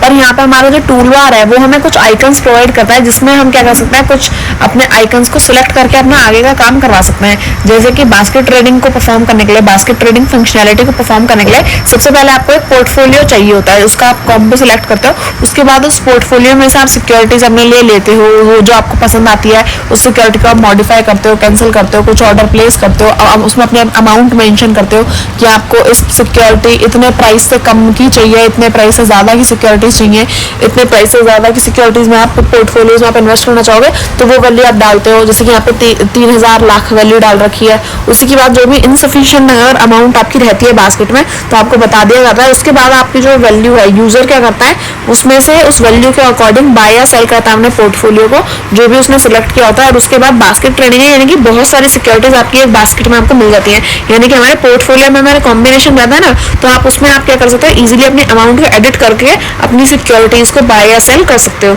अब number of shares or security in portfolio, यहाँ पे यही दे रखा है कि जो नंबर ऑफ शेयर्स अगर आपको पोर्टफोलियो में चेक करना है तो वो किस तरह से कि जो अमाउंट है वो multiply by issue capital for the security, उस सिक्योरिटी की इशू प्राइस क्या थी वो डिवाइड कर दोगे करंट पोर्टफोलियो कैपिटलाइजेशन से, जो पोर्टफोलियो की जो करंट कैपिटलाइजेशन है, करंट वैल्यू है, उससे डिवाइड कर दोगे, आपको नंबर ऑफ शेयर्स पता चल जाएंगे।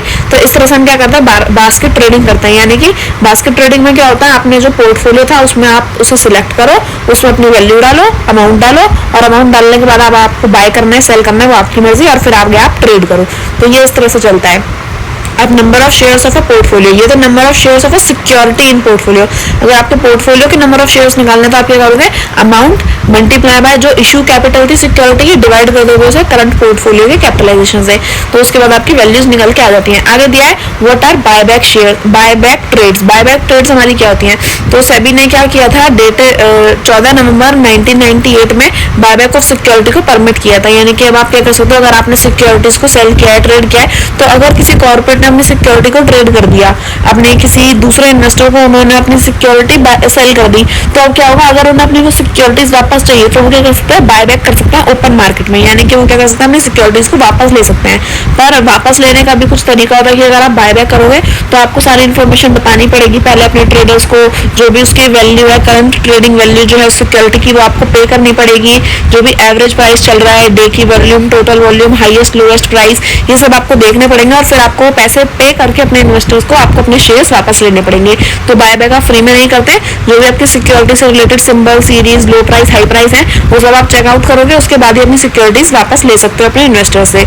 आगे दिया how are orders managed on NEAT. NEAT में हमारे ऑर्डर्स किस तरह से मैनेज किए जाते हैं। So order management consist of entering orders, order modification, order cancellation and order matching. यानी कि ऑर्डर को मैच करने का तरीका क्या है कि जो भी ऑर्डर मैनेजमेंट में सिस्टम में क्या होता है कि जो भी आपने ऑर्डर्स की एंट्री करी है, जो भी ऑर्डर मॉडिफाई किए हैं, जो भी ऑर्डर कैंसिल किए हैं, जो भी ऑर्डर मैच किए हैं, तो उन सभी को आप क्या करते हो, ऐड मतलब एक जगह पे ज्वाइन करते हो, और उसके बाद आप उनकी मैचिंग स्टार्ट करते हो। तो उस तरह से वो क्या होता है, मैनेज किया जाता है। तो सबसे पहले एंटरिंग ऑर्डर्स क्या है, so what is entering orders. तो जो ट्रेडर्स क्या करते हैं, जो ट्रेडिंग मेंबर्स हैं, वो क्या करते हैं, नॉर्मल मार्केट में आके, ऑड लॉट मार्केट में आके, या फिर ऑप्शन मार्केट में आके क्या करते हैं, जो भी ऑर्डर एंटर करते हैं कि उनको इस ऑर्डर में, इस पर्टिकुलर ट्रेड में क्या करना है, मतलब इस पर्टिकुलर सिक्योरिटी में ट्रेड करना है, तो वो उस ऑर्डर को, उस जो भी ट्रेड है उनकी, उनसे वो मेंशन करेंगे, और उसके बाद उसकी एंट्री करवाते हैं स्क्रीन पर। तो ये होगा हमारे ऑर्डर की एंट्री, यानी कि जो क्वांटिटी है वो आप बताओगे, फिर प्राइस, प्रो यानी कि जो ट्रेडिंग मेंबर आईडी है, user ID of the user, वो आप लिखोगे। ऑर्डर ड्यूरेशन क्या थी, दिन में, रात में, तो वो day. Disclosed quantity, fully disclosed, वो आपको बतानी पड़ेगी। पार्टिसिपेंट की आईडी, जो ट्रेडिंग मेंबर आईडी है, वो आपको यहाँ पे डालनी पड़ती है। तो ये सारी इन्फॉर्मेशन आप स्क्रीन पे एंटर करते हो तो आपका एंट्री हो जाती है।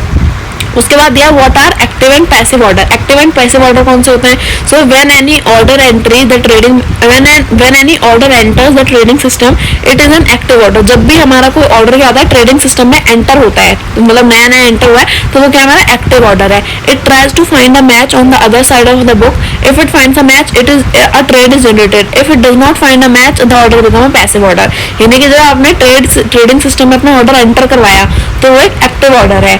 अब दूसरी साइड पे हमारी 2 बुक्स चलती रहती हैं। तो अब आपने जैसे आपने क्या कहा कि मैं 1000 रुपए में अपनी सिक्योरिटी बेचूंगा, तो आपने अपने क्या किया, वो सेल के लिए डाल दिया। पर अगर किसी दूसरे इंसान ने कह दिया कि हाँ मैं 1000 रुपए में सिक्योरिटी खरीदूंगा, तो वो दोनों का क्या हो गया, एक मैच हो गया कि वो सिक्योरिटीज ने फाइंड कर लिया कि हाँ 1000 रुपए में बेचने के लिए तैयार है, 1000 रुपए में खरीदने के लिए तैयार है, तो ऑर्डर मैच हो गया, तो वो हो गया एक्टिव ऑर्डर। पर अगर आपने कहा कि मैं 1000 रुपए में सिक्योरिटी बेचूंगा पर कोई खरीदने के लिए तैयार नहीं है, तो आपको मैच नहीं मिला, तो फिर वो क्या होता है, पैसिव ऑर्डर बन जाता है। तो इस तरह से एक्टिव और पैसिव ऑर्डर डिफाइन होता है।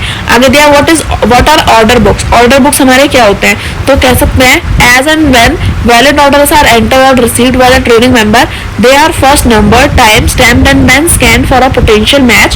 This means that each order has a distinctive order number and a unique time stamp on it. यानी कि ऑर्डर बुक में हम ऐसा कह सकते हैं कि जो भी हमारे ऑर्डर प्लेस हुए हैं, जिनकी भी मैचिंग हुई थी कि हाँ हमने बाय सेल करने का पोटेंशियल है, उन सबको हम क्या करते हैं, फिर जब उनका मैच हो जाता है तो यूनिक टाइम पर सबके पास क्या होता है, सबके अपने डिस्टिंक्ट ऑर्डर नंबर होते हैं कि उस टाइम पर मतलब सबको अलग अलग टाइम पर उनके मैच मिले होते हैं सारे ऑर्डर्स को, तो सबका स्टैम्प किया जाता है, सबको स्कैन किया जाता है, तो सबके यूनिक टाइम पर स्टैम्प होता है, तो कह सकते हैं कि सबके पास में अलग अलग डिस्टिंक्ट नंबर होते हैं। पर अगर एक मैच फाइंड नहीं हो पाता तो हमारी बुक में क्या रह जाता है, हमारे वो ऑर्डर्स उसी तरह से स्टोर रह जाते हैं। तो ऑर्डर बुक होती है कि जिसमें क्या रहेगा, जितने भी हमारे पैसिव ऑर्डर्स थे वो सारे उसमें स्टोर हो गए। तो हमारी ऑर्डर बुक का काम होता है कि हमारी बुक में एक्टिव ऑर्डर थे तो वो तो कंप्लीट हो ही गए, वो तो ट्रेड हो ही गए, पर पैसिव ऑर्डर क्या रहेगा, हमारी ऑर्डर बुक में रह जाते हैं। आगे बात करें pre open book, regular lot book, stop loss book, order lot book और ऑक्शन ऑर्डर बुक्स की। तो पहला क्या दिया है, प्री ओपन बुक। तो प्री ओपन बुक में क्या दिया है, an order during pre open session has to be a pre open order. All the pre-open order are stacked in system till the pre-open phase. At the end of pre-open phase, the matching of pre-open order take place at the final opening price. यानी कि pre-open book हमारी तब start होती है जब 9 बजे से लेकर 9:15 तक का टाइम होता है, तो उसमें जो भी ऑर्डर्स हमारे सिलेक्ट होता है तो वो हमारे प्री-ओपन बुक में फाइनलाइज किए जाते हैं। और उसके बाद जब हमारा टाइम स्टार्ट हो जाता है ट्रेडिंग का 9:15 के बाद से, तो वो सारे ऑर्डर किसमें प्लेस किए जाते हैं, हमारे फाइनल ओपनिंग प्राइस में। आगे बात करें अपनी रेगुलर लॉट बुक की, तो उसमें क्या दिया है, an order that has no special condition associated with it is a regular lot order. When a dealer places this order the system looks for a corresponding regular lot order existing in that market passive order.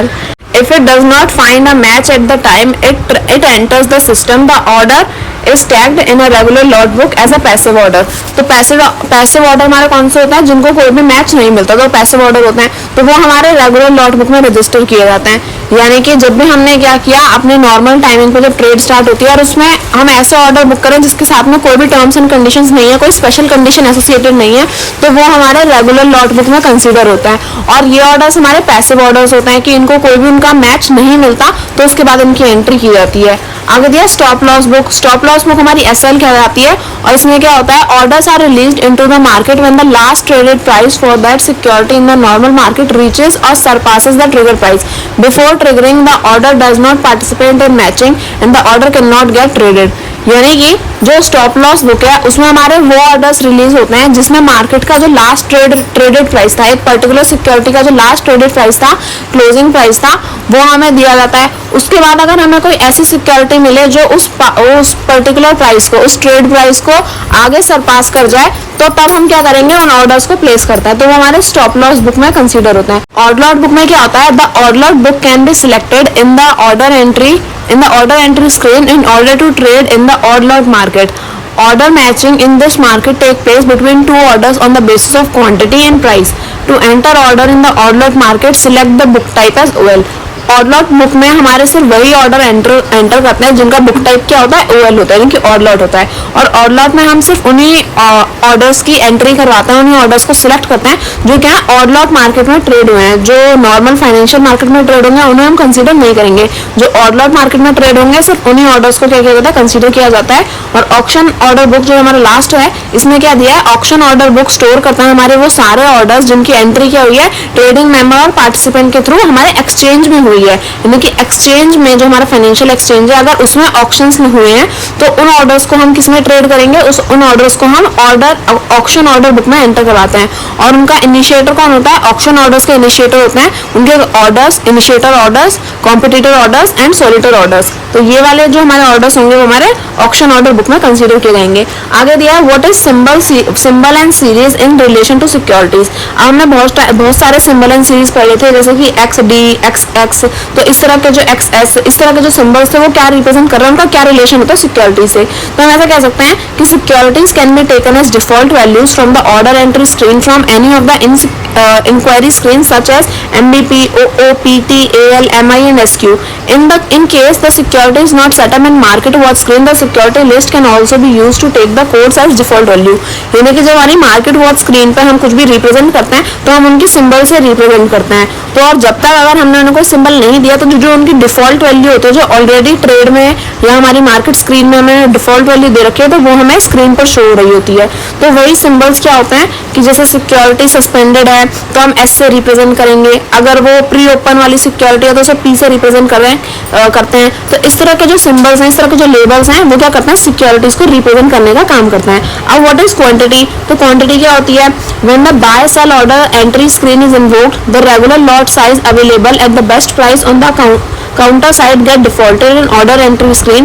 In case auction book is selected for display, the quantity has to be specially mentioned by the users. Quantity mentioned should be multiples of regular lot size that security.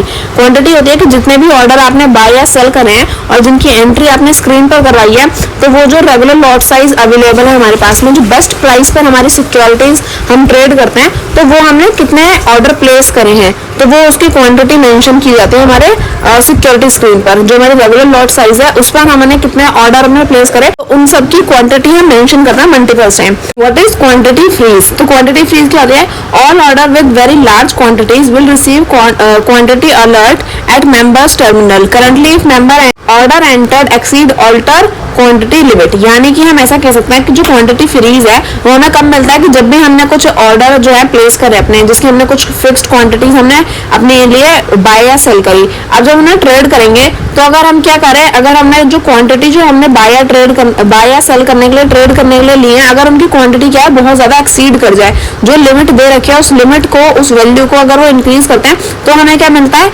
एक alter मिलता है कि हाँ आप जो है आप वो लिमिट को एक्सीड कर रहे हो तो उसका एक ऑल्टर आता है। और उसके बाद भी अगर हम नहीं रुकते तो हमें क्या मिलता है, फिर हमें कंफर्म कर दिया जाता है कि आपकी जो स्क्रीन है, जो आप अपने ऑर्डर प्लेस कर रहे हो, उसकी लिमिट जो है वो आप बहुत ज्यादा एक्सीड कर चुके हो, तो उसकी वजह से आपकी क्वांटिटी को, आपकी जो भी आपने प्लेस करे हैं ऑर्डर्स को, तो उन सबको फ्रीज कर दिया जाता है कुछ टाइम के लिए, कि अगर आपने पर्टिकुलर लिमिट को क्रॉस किया तो आपकी वैल्यूज, आपकी क्वांटिटीज फ्रीज कर दी जाती हैं। आगे दिया what is price of security. Price of security क्या होता है, जो भी हम रेगुलर लॉट साइज में, जो भी हम क्वांटिटीज को सेल कर रहे हैं बेस्ट प्राइस पर, तो जब भी हम मार्केट में ट्रेड करते हैं तो उनका सिक्योरिटीज का प्राइस डिसाइड किया जाता है, जो कि मर्चेंट बैंकर्स करते हैं। तो जब भी हम सिक्योरिटीज को ट्रेड कर रहे हैं, बाय या सेल कर रहे हैं, तो जो भी हमारी लास्ट ट्रेड थी, जो क्लोजिंग प्राइस था, वो तो हमारा हो गया प्रीवियस डे का। मार्केट प्राइस है कि आज के टाइम पर जो आज का दिन है उसके अकॉर्डिंग आज का हमारा बेस्ट प्राइस क्या चल रहा है। तो उन सबको एंटर करके हम देखते हैं कि मिनिमम और मैक्सिमम की प्राइस रेंज के बीच में पता चलता है कि हमारा जो ऑपरेशनल रेंज है हमारी सिक्योरिटी की वो क्या होनी चाहिए।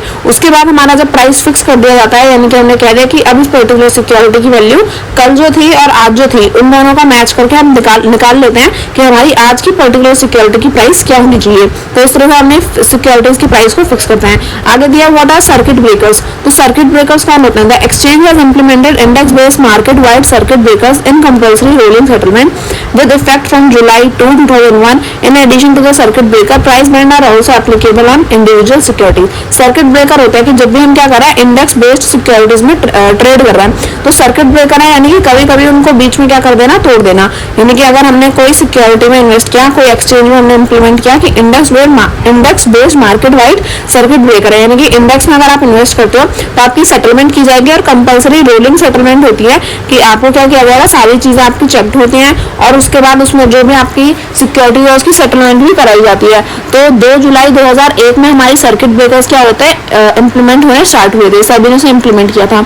उसके बाद क्या होता है, यहाँ पे जो इंडिविजुअल्स हैं वो उनके प्राइस बैंड के अकॉर्डिंग ही क्या करते हैं, जो भी उनकी सिक्योरिटी थी जिस भी इंडेक्स में उन्होंने इन्वेस्ट किया है तो उसको वो क्या करते हैं, ऑप्ट करते हैं। आगे दिया है index based market wise circuit breaker होते क्या हैं। तो ये हमारा एक सिस्टम है जो अप्लाई करता है, जो 3 स्टेजेस में अप्लाई होता है कि इंडेक्स की मूवमेंट किस तरह से जाती है। 10% की इंडेक्स मूवमेंट है, 15% की है, 20% की है। तो ये क्या करते हैं, सर्किट को ब्रेक करते हैं, यानी कि जो भी एक ट्रिगर्ड वैल्यू है, ट्रिगर्ड प्राइस है, उसके अकॉर्डिंग ये काम करते हैं। तो इक्विटी डेरिवेटिव्स और नेशन वाइड जो भी डेरिवेटिव मार्केट्स हैं या फिर जो हमारे इंडेक्स हैं उन सब में इनकी मूवमेंट रहती है। जैसे यहाँ दिया है कि पहला ट्रिगर टाइम दिया है, फिर मार्केट हॉल्ट ड्यूरेशन है और प्री ओपन कॉल है। तो प्री ओपनिंग तो हमारी 15 मिनट की होती है, तो अगर 10% की ट्रिगर लिमिट है, यानी कि 10% तक हम प्राइस को अप डाउन कर सकते हैं, तो बिफोर 1 बजे से पहले हम काम करते हैं तो 45 मिनट का होल्ड मिलता है। अगर 1 बजे से 2:30 बजे तक के बीच में हम काम करते हैं तो वो हमें 15 मिनट का होल्ड मिलता है, 15 मिनट का हमें बीच में टाइम मिलता है। और अगर हम 2:30 बजे के बाद में क्या करेंगे, लिमिट को ट्रिगर करते हैं तो हमें कोई भी होल्ड नहीं मिलता। तो इस तरह से हम अपनी प्राइस मूवमेंट्स को अप डाउन कर सकते हैं। आगे दिया प्राइस बैंड। तो प्राइस बैंड क्या होता है, डेली प्राइस बैंड और applicable on securities as below, यानी कि जो भी हमारे डेली प्राइस बैंड आता है, प्राइस बैंड होता है कि जो हमारे प्राइस का रेंज है, जो क्लोजिंग प्राइस था और जो आज का फिक्स प्राइस है उसके बीच में। So daily price band of 5% either way on security specified by the exchange, यानी कि हमारी जिस भी सिक्योरिटी पे 5% का डेली प्राइस बैंड लगता है तो वो हमारा एक्सचेंज ही हमें बताता है। अगर 10% का भी प्राइस बैंड लग रहा है तो वो भी हमारा एक्सचेंज ही हमें एक्सप्लेन करेगा। और no price band are applicable on scripts on which derivative product are available on script including in indices on which derivative product are available, यानी कि अगर हम 10% से ज्यादा की मूवमेंट देखते हैं तो उस पर कोई भी प्राइस बैंड अवेलेबल नहीं होता। लास्ट दिया price band of 20% on all remaining scripts including debenture preferential shares and etcetera, यानी कि और अगर हमारा 20% का प्राइस बैंड है तो वो सिर्फ और सिर्फ रिमेनिंग स्क्रिप्ट यानी कि हमारे डिवेंचर्स प्रेफरेंशियल शेयर्स पर ही लगता है। नेक्स्ट टॉपिक है हमारा what are the various order types and condition. अलग अलग टाइप के ऑर्डर टाइप्स और उनकी कंडीशंस क्या होती हैं। तो ऑर्डर टाइप होता है कि हम किस तरह के ऑर्डर्स को हम ऑप्ट कर रहे हैं, कि सिस्टम हमें अलाउ करता है अपने ट्रेडिंग मेंबर्स को कि वो किसी भी ऑर्डर में एंट्री कर सकता है। तो ऑर्डर भी अलग अलग टाइप के होते हैं, उनकी अलग अलग रिक्वायरमेंट्स होती हैं। तो यहाँ पे उनको क्लासीफाई किया गया है जैसे कि time condition, quantity condition, price condition and other condition. तो यहाँ पे पहले दिया टाइम कंडीशन। टाइम कंडीशन है कि किसी ऑर्डर को हम किस टाइम पे हम उसे ऑप्ट कर रहे हैं, किस टाइम पे हम उसको प्लेस कर रहे हैं। So all orders enter into the system are currently considered as day order only. जब भी हम ऑर्डर को प्लेस करते हैं, ऑर्डर को एंटर करते हैं तो उसे हम डे ऑर्डर्स कंसीडर करते हैं। जब भी हम ऑर्डर्स को क्या करते हैं, इमीडिएटली कैंसिल करते हैं या अलाउ करते हैं कि यूजर उसे बाय और सेल कर सके सिक्योरिटीज को, तो उसका रिलीज टाइम भी हमें अपने सिस्टम पे क्या करना पड़ता है, एंटर करवाना पड़ता है। और following which the order is cancel from the system partially matched is possible for the order and unmatched proportion of the order is cancel immediately, यानी कि आईओसी में क्या होता है, इमीडिएट कैंसिल करता है अपने ऑर्डर्स को। अगर हमने कोई ऑर्डर प्लेस किया बाय या सेल करने के लिए और अब हम क्या करना चाहते हैं, हम उस ऑर्डर को रिलीज करना चाहते हैं अपने सिस्टम से, तो हम क्या कर सकते हैं, कैंसिलेशन कर सकते हैं उनका। अगर हमें अपने ऑर्डर का मैच नहीं मिलता या वो किसी अनमैच्ड प्रोपोर्शन में प्लेस हो गए हैं तो हम क्या कर सकते हैं, इमीडिएट कैंसिल कर सकते हैं। तो ये होता है हमारा टाइम कंडीशन। क्वांटिटी कंडीशन है डीक्यू। डीक्यू यानी कि डिस्क्लोज क्वांटिटी। जब भी हम क्या करते हैं, अपने ऑर्डर्स की वैल्यू को, अपने ऑर्डर्स की जो प्राइस है उस सबको हम डिस्क्लोज कर देते हैं तो वो हमारा डिस्क्लोज क्वांटिटी में आता है, यानी कि proportion of the order quantity to the market. For example if order quantity is 10,000 and disclose quantity is 2,000 then only 2,000 is release to the market, यानी कि हमारे पास ऑर्डर कितने थे, ऑर्डर क्वांटिटी थी हमारे पास 10,000 की, पर डिस्क्लोज क्या किया हमने, डिस्क्लोज सिर्फ 2,000 को ही किया। तो जो मार्केट में रिलीज होंगे वो सिर्फ 2,000 ऑर्डर ही होंगे। तो डिस्क्लोज क्वांटिटी होती है कि आपके पास कितनी अमाउंट थी और आपने उसमें से कितने पब्लिक में डिस्क्लोज किए।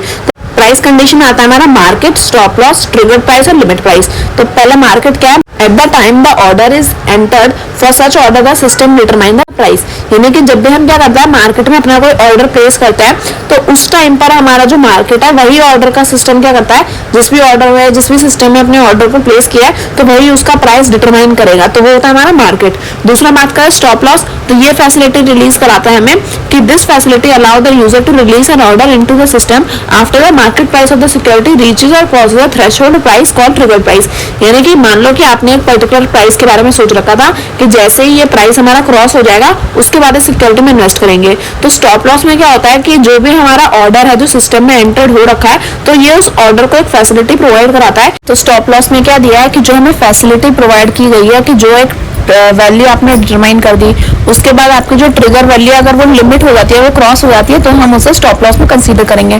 फॉर एग्जांपल यहाँ पे एक प्राइस दे रखी है 90 रुपए की, उसका अगर मार्केट प्राइस देखे तो वो क्या होता है, ट्रिगर होती है 93 पे और इसकी लिमिट प्राइस क्या है 95 की। तो यानी कि प्राइस जो वैल्यू डिटरमाइन की गई थी वो थी 90 की, उसको ट्रिगर करने का प्राइस कौन सा आया, उसको क्रॉस किया किसने, उसको क्रॉस किया 93 रुपीज ने। तो इस तरह से हमारा स्टॉप लॉस कंसीडर होता है। ट्रिगर प्राइस की बात करें तो ट्रिगर प्राइस क्या है, price at which an order get trigger from the stop loss book, यानी कि जैसे यहाँ पे कि स्टॉप लॉस बुक में जो ऑर्डर है जब हम उसे क्या कर देंगे, उस प्राइस को ट्रिगर कर देंगे तो वही हमारा क्या हो जाएगा, ट्रिगर प्राइस। जैसे कि 90 और 93 में जो ट्रिगर प्राइस था हमारा 93 का था। लिमिट प्राइस होता है कि price of the order after triggering from the stop loss book. जैसे 93 के बाद ये 95 पर आगे क्या हो गया, लिमिट हो गया। तो लिमिट प्राइस होती है कि ऑर्डर प्लेस होने के बाद जब वो ट्रिगर हो गया तो उसके बाद उसे जो लास्ट प्राइस है उसका वो उसका लिमिट प्राइस आ जाएगा।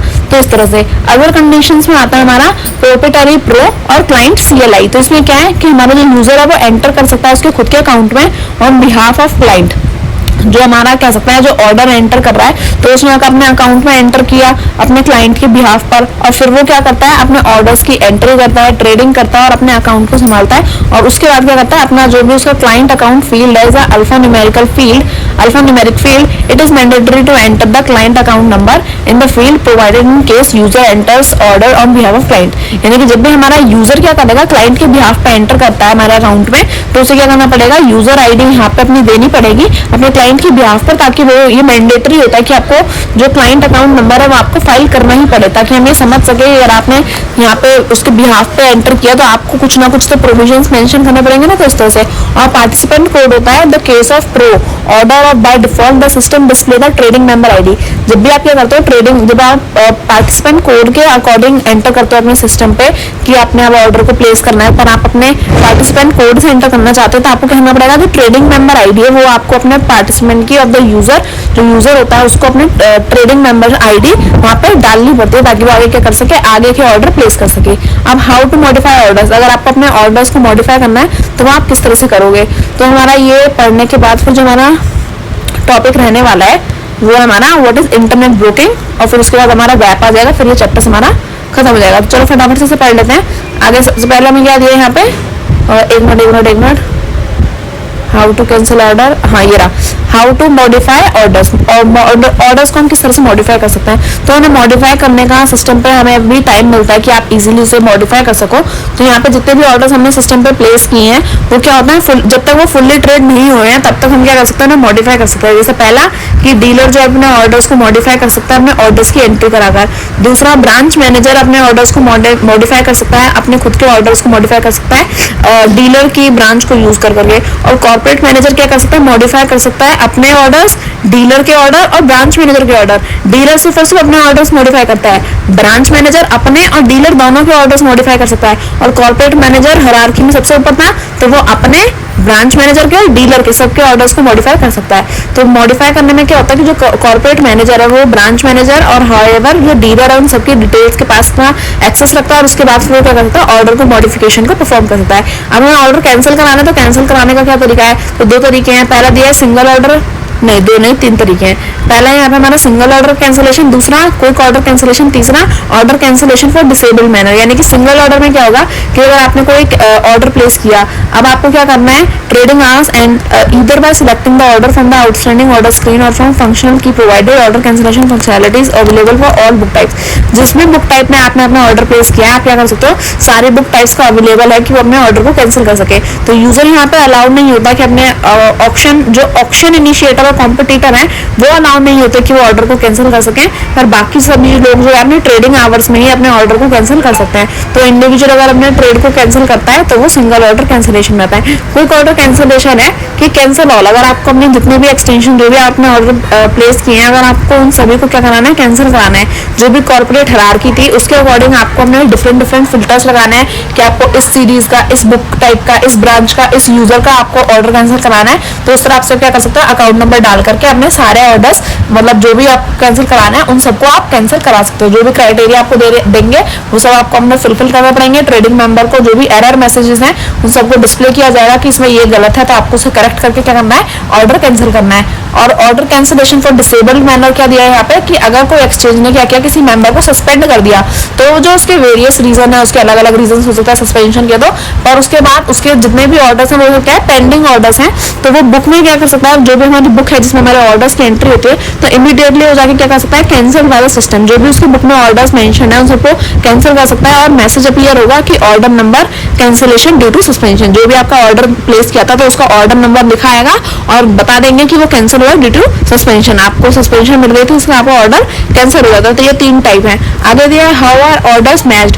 ऑर्डर मैच किस तरीके से किए जाते हैं। तो ऑर्डर मैच करने का, चाहे आप बाय कर रहे हो सेल, तो उनको मैच करने का तरीका होता है कि उसकी बुक टाइप क्या थी, सिंबल क्या था, सीरीज क्या थी, क्वांटिटी क्या है, प्राइस क्या था। इन सबको मैच करने के बाद हमारे ऑर्डर्स मैच हो जाते हैं। आगे दिया है व्हाट इज प्री ओपन किसी भी ऑर्डर को मैच करने की प्रायोरिटी क्या होती है। तो जैसे मैंने आपको बताया, उसकी मैक्सिमम वैल्यू, उसका मिनिमम और मैक्सिमम प्राइस, उसका जो बुक टाइप है, सिंबल है, सीरीज है। तो ये सारी चीजें जो आप क्या करते हो किसी भी एक ऑर्डर की चेक करते हो, उसका क्लोजिंग प्राइस, बेस प्राइस, उसका ओपनिंग प्राइस, ये सारी चीजें आप क्या करते हो चेकआउट करते हो, तो आपको प्री ओपन मैचिंग प्रायोरिटी में मिलता है कि जब आपकी ट्रेडिंग एक्चुअली स्टार्ट नहीं हुई, प्री ओपन टाइम में जब आप क्या कर रहे हो, ये सब सारी चीजें चेक कर रहे हो कि प्रीवियस डे का क्लोजिंग प्राइस क्या था, मिड वैल्यू क्या थी हमारे उस सिक्योरिटी की। तो उसके बाद आप जो आप क्या करते हो ट्रेड करने के बारे में सोचते हो, प्री ओपन मैचिंग प्रायोरिटी में आता है।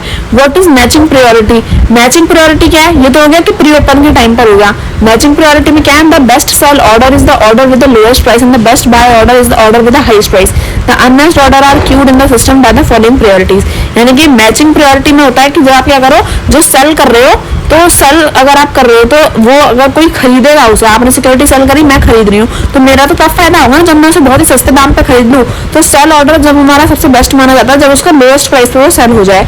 और बाय ऑर्डर, जब मैं कुछ खरीदूंगी तो मैं ये चाहूंगी ना, मतलब बाय, हाँ, अगर मैं बाय करवा रही हूँ, यानी कि मैं अपना सामान बेच रही हूँ, मतलब आप अपना सामान बेच रहे हो और मैं उसे बाय कर रही हूँ, तो आपका तो फायदा तब होगा ना जब हम ऐसा कह सको कि अगर मैंने बाय किया है कोई चीज और आप उसे दे रहे हो मुझे, तो आपको फायदा तब मिलेगा जब वो हाईएस्ट प्राइस पे आप दो मुझे। तो इस तरह से, तो यहाँ पे अनमैच्ड ऑर्डर जो होता है, जो भी ऑर्डर्स मैच नहीं हुए, वो एक सिस्टम में हमारे क्यू में, यानी कि एक लाइन में खड़े रहते हैं, बाकी सारे ऑर्डर्स की मैचिंग होती है। तो बाय प्राइस क्या होता है? जब आप हाईएस्ट प्राइस पे क्या करो, बाय करो, यानी कि आपने कोई चीज किसी को सेल करी और सामने वाले ने क्या किया, हाईएस्ट प्राइस पे खरीद लिया, तो उसने बाय किया और हाईएस्ट प्राइस पे किया, तो इसलिए आपको फायदा हो गया। तो हायर प्रायोरिटी पे आता है जो उसमें बेस्ट क्या है कि उसे हायर प्राइस पे आप उसे हायर प्रायोरिटी पे दे दो। जैसे कि 100 शेयर्स हैं at ₹35 at time 9:30 and 500 shares at ₹35.05 at time 9.43, यानी कि 9:43 पर। तो इस तरह से यहाँ पे हमारे शेयर्स के टाइम प्राइसेस दे रखे हैं। अब बात करें कि जैसे कि हमारा सेकंड ऑर्डर था कि उसका क्या है, ग्रेटर वैल्यू है पहले वाले ऑर्डर से, तो इसलिए हमारा जो सेकंड ऑर्डर है वो क्या माना जाएगा, बेहतर माना जाएगा कि उसकी प्राइस ज्यादा है। बाय टाइम की बात करें तो यहाँ पे हम क्या करते हैं, जो भी ऑर्डर प्लेस करते हैं तो अलग अलग टाइम पे प्लेस करते हैं। तो यहाँ पे दिया है कि there is more than one order at the same time, the order enter earlier is, ठीक है, जो भी हमारा ऑर्डर पहले एंटर कर दिया जाएगा वही क्या होगा, बेस्ट होगा। जैसे कि 2000 शेयर 72.75 रुपीज पे 9:30 बजे, और दूसरा 300 शेयर 72.75 रुपीज पे 9:35 पे, यानी कि प्राइस सेम है, टाइम अलग है। तो हम कह सकते हैं कि जो पहले एंटर हो गया वही हमारा बेस्ट होता है।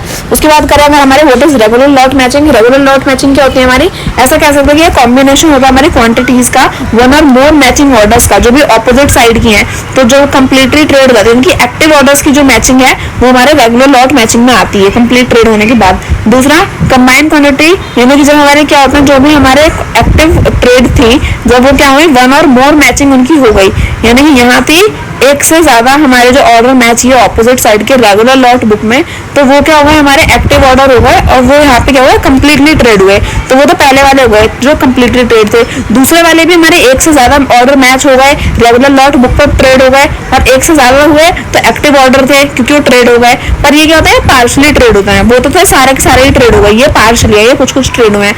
उसके बाद ट्रेडिंग के बाद यहाँ पे क्या है, कुछ क्वांटिटीज रह जाती है लेफ्ट, कुछ क्वांटिटीज रह गई जो अनट्रेडेड रह गई, तो वो हमारे रेगुलर लॉट बुक में उसके प्राइस और टाइम की प्रायोरिटी के अकॉर्डिंग लिख दी जाती हैं। उसके बाद आईओसी एट्रीब्यूट के अकॉर्डिंग अगर कुछ मैच किए गए और मैक्सिमम पॉसिबिलिटी थी कि वो क्या है, वो क्वांटिटीज वहाँ पे एंटर की जाएंगी, यानी कि वो क्वांटिटीज क्या कह रहे हैं, रिमेनिंग रह गई और कैंसिल कर दी गई, तो वो उनकी एंट्री होगी। और लास्ट दिया कि order with DQ attribute disclose only a part of total order quantity to the market. अच्छा, लास्ट सेकंड में सॉरी है, तो अगर हमारे ऑर्डर प्लेस हुए हैं हमारे एट्रीब्यूट के साथ, डीक्यू एट्रीब्यूट के साथ, तो वो क्या है, वो डिस्क्लोज कर दिए जाएंगे कि टोटल, जो हम कहते हैं ना कि डिस्क्लोज क्वांटिटी क्या थी, तो उसके अकॉर्डिंग जो भी डिस्क्लोज क्वांटिटी थी टोटल ऑर्डर में से, तो वो उसकी वैल्यू भी लिखी जाएगी। और लास्ट दिया है कि जो हमारे एक्टिव ऑर्डर हैं वो क्या है यहाँ पे, कि an active order with disclose condition tries to maximize the quantity as possible, यानी कि जो एक्टिव ऑर्डर्स थे वो क्या करते हैं, वो हमेशा कोशिश करते हैं कि मैक्सिमम क्वांटिटी जो है हमारी वो क्या हो, जब हमारे एक्टिव ऑर्डर्स की हो। पर अगर क्या होता है ऐसा कि a single trade take place for a quantity more than the disclose quantity, कि जो भी हमारा सिंगल ट्रेड परफॉर्म होगा more than the disclose quantity, यानी कि अगर हमारा एक्टिव ऑर्डर है तो वो ज्यादा हमारे ट्रेड होता है एज कम्पेयर टू जो हमारी डिस्क्लोज क्वांटिटी है उनसे। उसके बाद दिया what is stop loss matching. Stop loss matching क्या है, जैसे मैंने आपको बताया कि trigger price, limit price, sell order, buy order. तो यहाँ पे जो हमारा स्टॉप लॉस मैचिंग है इसमें क्या होता है कि हम अपने ऐसे ऑर्डर्स को मैच करा रहे हैं जो क्या है स्टॉप लॉस में एंटर हुए हैं। Trigger price stop loss book से जो उसको ट्रिगर करे यानी कि उस वैल्यू को क्रॉस करे उस पर्टिकुलर अमाउंट को, तो वो ट्रिगर प्राइस। लिमिट प्राइस जो उसको स्टॉप लॉस बुक में जो लिमिट लगा दे तो वो हमारी लिमिट प्राइस। सेल ऑर्डर होता है कि जो ऑर्डर्स हमने क्या करा अपने स्टॉप लॉस बुक से ट्रिगर करवा के हमने उन्हें क्या किया लास्ट ट्रेड में उन्हें सेल कर दिया, तो हमारे सेल ऑर्डर्स होता है। बाय ऑर्डर्स होता है कि जो हमने buy order is the stop loss book get triggered when the last traded price in the normal market reach in or exceed, यानी कि जब हम क्या करें किसी ऑर्डर को बाय करें और तब बाय करें जब वो क्या करे पर्टिकुलर अमाउंट को जो नॉर्मल मार्केट थी उसकी वैल्यू को एक्सीड करे और ट्रिगर करे, तो बाय ऑर्डर में आता है। What is auction market, auction matching. तो ऑक्शन मैचिंग क्या है कि जब क्या हो जितने भी ऑर्डर हमने ऑक्शन के दौरान में एंटर करवाए थे अपनी ऑक्शन ऑर्डर बुक में, तो उसके बाद उसके रूल्स एंड रेगुलेशंस के हिसाब से हम ऑक्शंस को मैच करें और अपनी रेगुलर लॉट बुक में क्या करें उन्हें ट्रेड करने की कोशिश करें। तो पहला दिया कि जब भी हमने ऑक्शन ऑर्डर करे यानी कि मैचिंग हमने प्लेस करवाई तो वो किससे एट द एंड किस कहाँ जाकर हुई, वो सॉलिटरी पीरियड के दौरान वो ऑक्शन हुए। दूसरा कि जब हम ऑक्शन करवाते हैं तो ऑक्शन मैचिंग कहाँ पे प्लेस होती है, auction matching take place only across order belonging to the same auction. जब भी हमारे ऑक्शन जब ऑक्शन ऑर्डर जो होते हैं उनकी जब हम क्या कराते हैं ट्रेडिंग कराते हैं तो अक्सर वो कहाँ जाके सेम उनकी मैचिंग कहाँ मिलती है कि सेम ऑक्शन के दौरान ही मिलती है।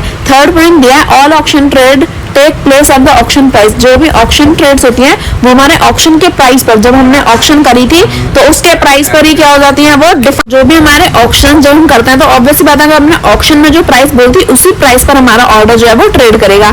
वैलिडेशन चेक क्या है यहाँ पे कि जब हमने ऑर्डर्स को मैच करते हैं तो सिस्टम जो है एक वैलिडेशन चेक लगाता है कि जितने भी पार्टिसिपेंट थे जिन्होंने अपने ऑर्डर को यहाँ पे प्लेस किया तो अगर वो सस्पेंडेड हैं तो वो आगे वो नहीं बढ़ पाएंगे। वो इस तरह का एक वैलिडेशन चेक होता है, क्योंकि अगर आप सस्पेंडेड हो तो आप काम नहीं कर पाओगे।